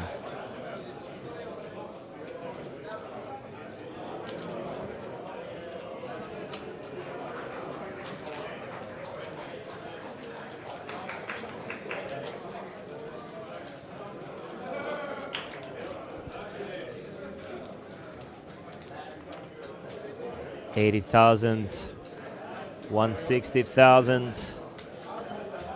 Not a lot of playroom. I mean, there's 0 playroom. There's only 2 moves here. There's all in and there's folds. And maybe blind versus blind you can limp in, but just 4 guys hoping to get lucky cards at this point. Peter, Ole, our biggest stacks. Alger in the mix as well with 1.5 million. Folds the 9 to 5.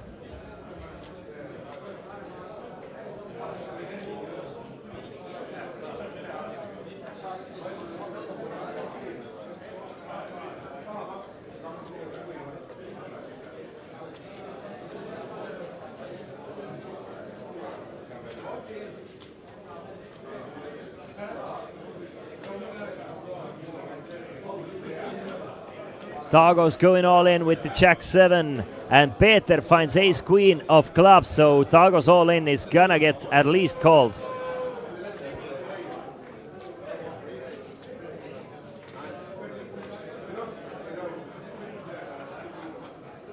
But Peter is gonna reshove for 1.3 million. Ole actually with a decent ace 8 himself as well, but he's gonna fold the ace 8, so Dago all in and at risk with jack 7 off against Peter's ace queen suited.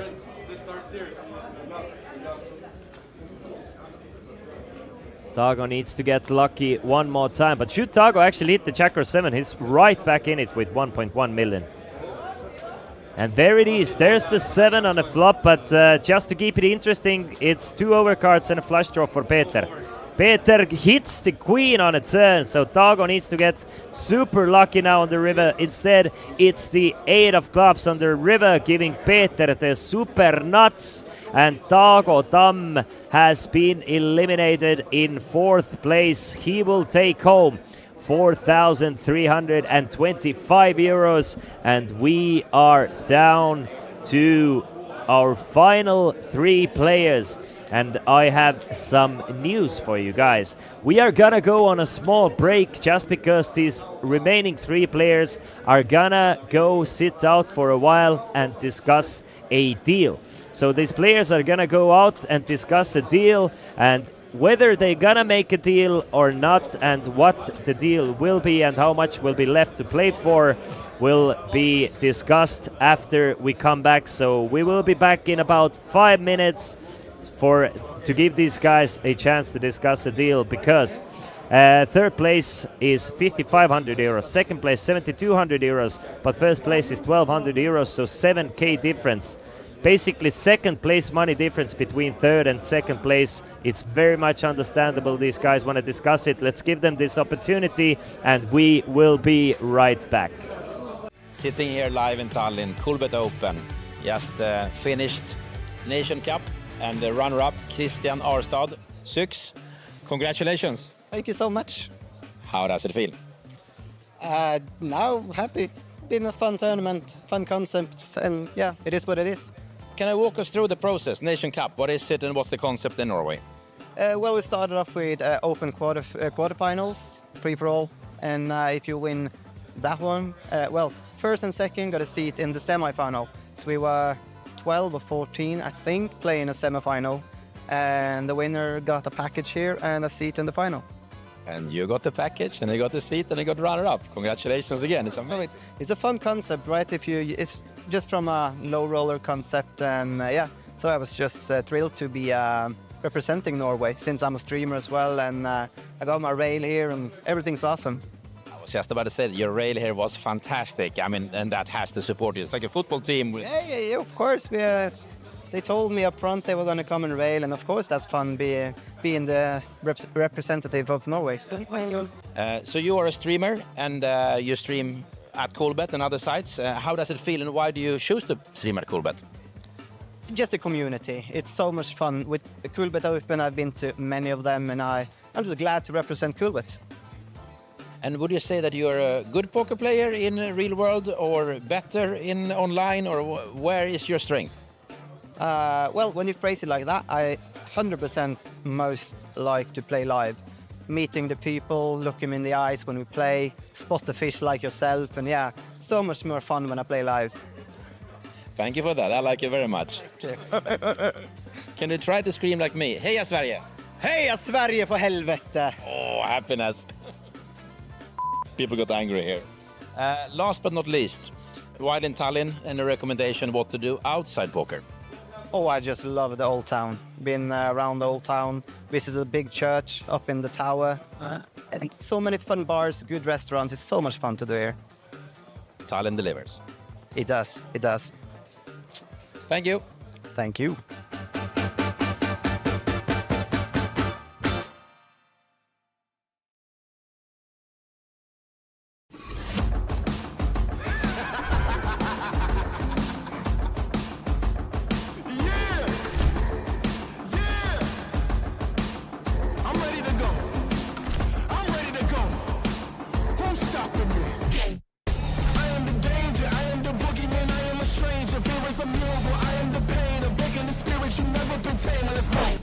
Hi, I'm Thomas. I'm the Coolbet Poker Manager.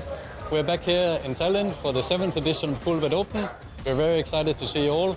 Welcome. My name is Anders Burget. I'm the head of gaming operations in Bombay Club and also Chesterfield Poker Club. Now, I wanted to thank Coolbet for choosing us as their next base.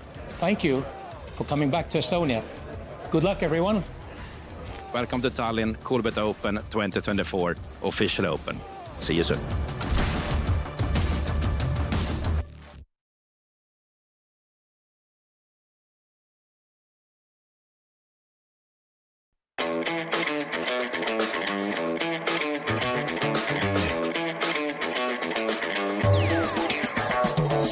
Coolbet Open 2024 is here again, back in Tallinn. Yesterday, what a day. We had the Coolbet Open warm-up full house. We of course played shuffleboard. We had a lesson with Kim showing the tricks, how to play a very, very fun bar game, but also quite competitive. Friends, new and old, met, enjoyed the day. And of course, there were some poker actions. We had a warm-up tournament, and today, the real thing starts. Main event, day 1A. We have Nations Cup coming up, and of course, I think 6 or 7 side events at a full Chesterfield and Nordic Hotel Forum. If you haven't yet got your flight ticket, buy it now. We have 6 days of poker ahead. Welcome to Coolbet Open 2024.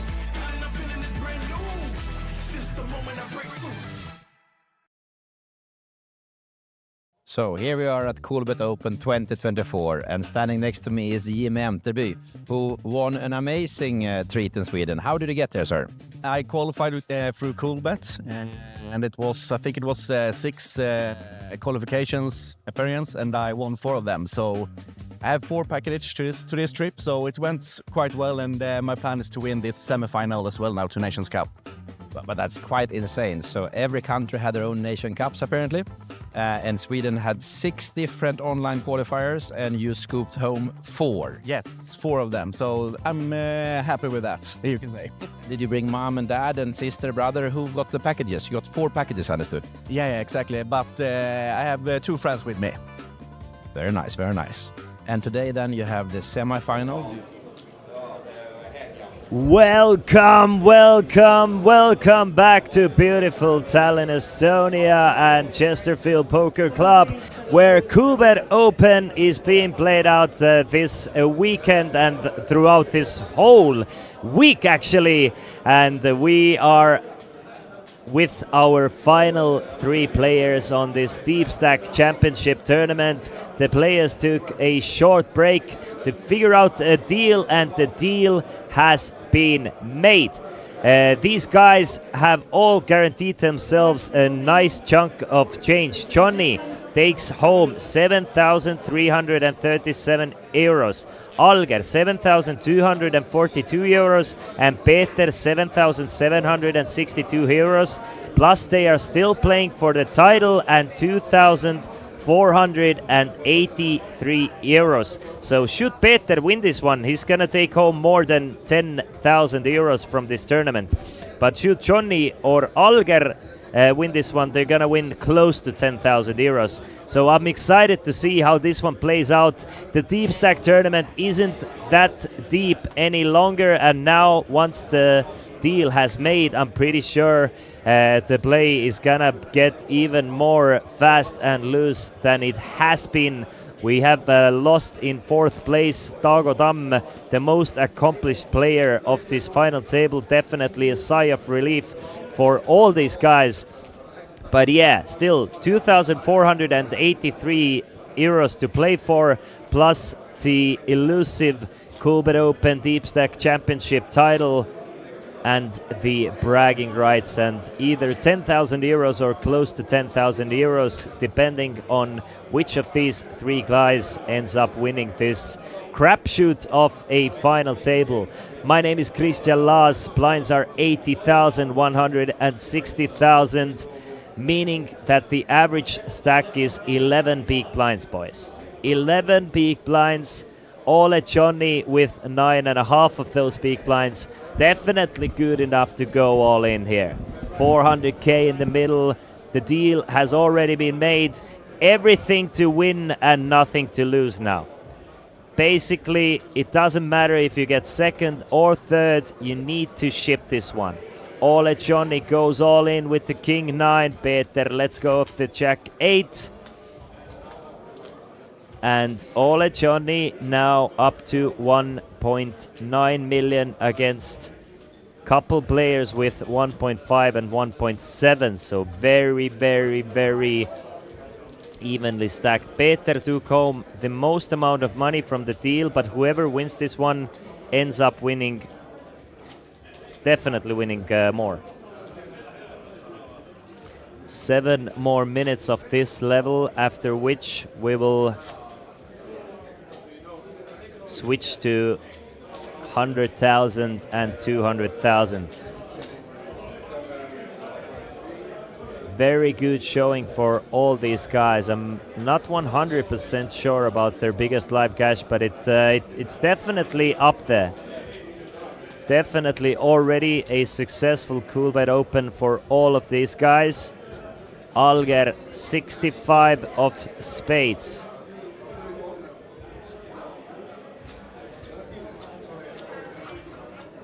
I mean, it's definitely decent enough hand to go all in with, but at the same time, after a deal, it kind of loses its value.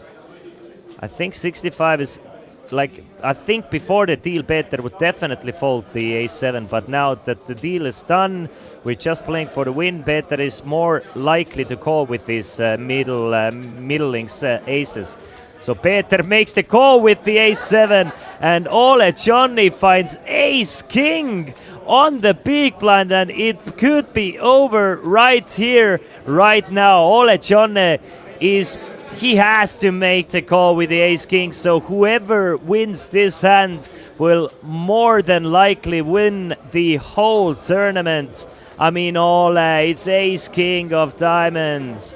You have to do it, Ole. Let's finish this thing up. Ole makes the call with the ace-king, and we have a monster of a pot. Who has the biggest stack here? I think Peter slightly covers Ole here. Or does he? No. Ole with the best hand and the biggest stack here. So Ole has both players covered, but Alger actually doing quite well with 6-5 here against ace-7 and ace-king. So this is it, guys. This is it, guys. Whoever wins this pot will probably win the Deepstack Open. Hey! Ole Johnny flops both players dead. Absolutely flops the nuts. Peter and Alger can't hit anything to get him out of trouble, and Ole Johnny actually had the biggest stack going all in as well, meaning that Ole Johnny from Norway is our Coolbet Open Deepstack Championship winner and the title holder. He will get 7,337 plus 2,483 euros, meaning that he will take home 9,820 euros. 9,820 euros for our winner. Second place goes to Peter for 7,762 euros, and Alger will get third place for 7,242 euros. Congratulations to everybody who reached the final table. Congratulations to our winner, and congratulations to us all. But guys, before I leave you, I'm very excited to tell you that tomorrow's coverage will be pot limit Omaha 4 and 5 cards. So tomorrow at 9 p.m. we will get to bring you some PLO action, and I will be here with you guys for it all. So definitely press those follow buttons, press the subscribe buttons so you won't miss any action. And if you're interested or if you're nearby, Coolbet Open is still open. Plenty of tournaments to be played, so you can join us here in Tallinn, Estonia, in the heart of city center, in Chesterfield Poker Club and Nordic Hotel. But until tomorrow, I'll see you guys soon. Goodbye.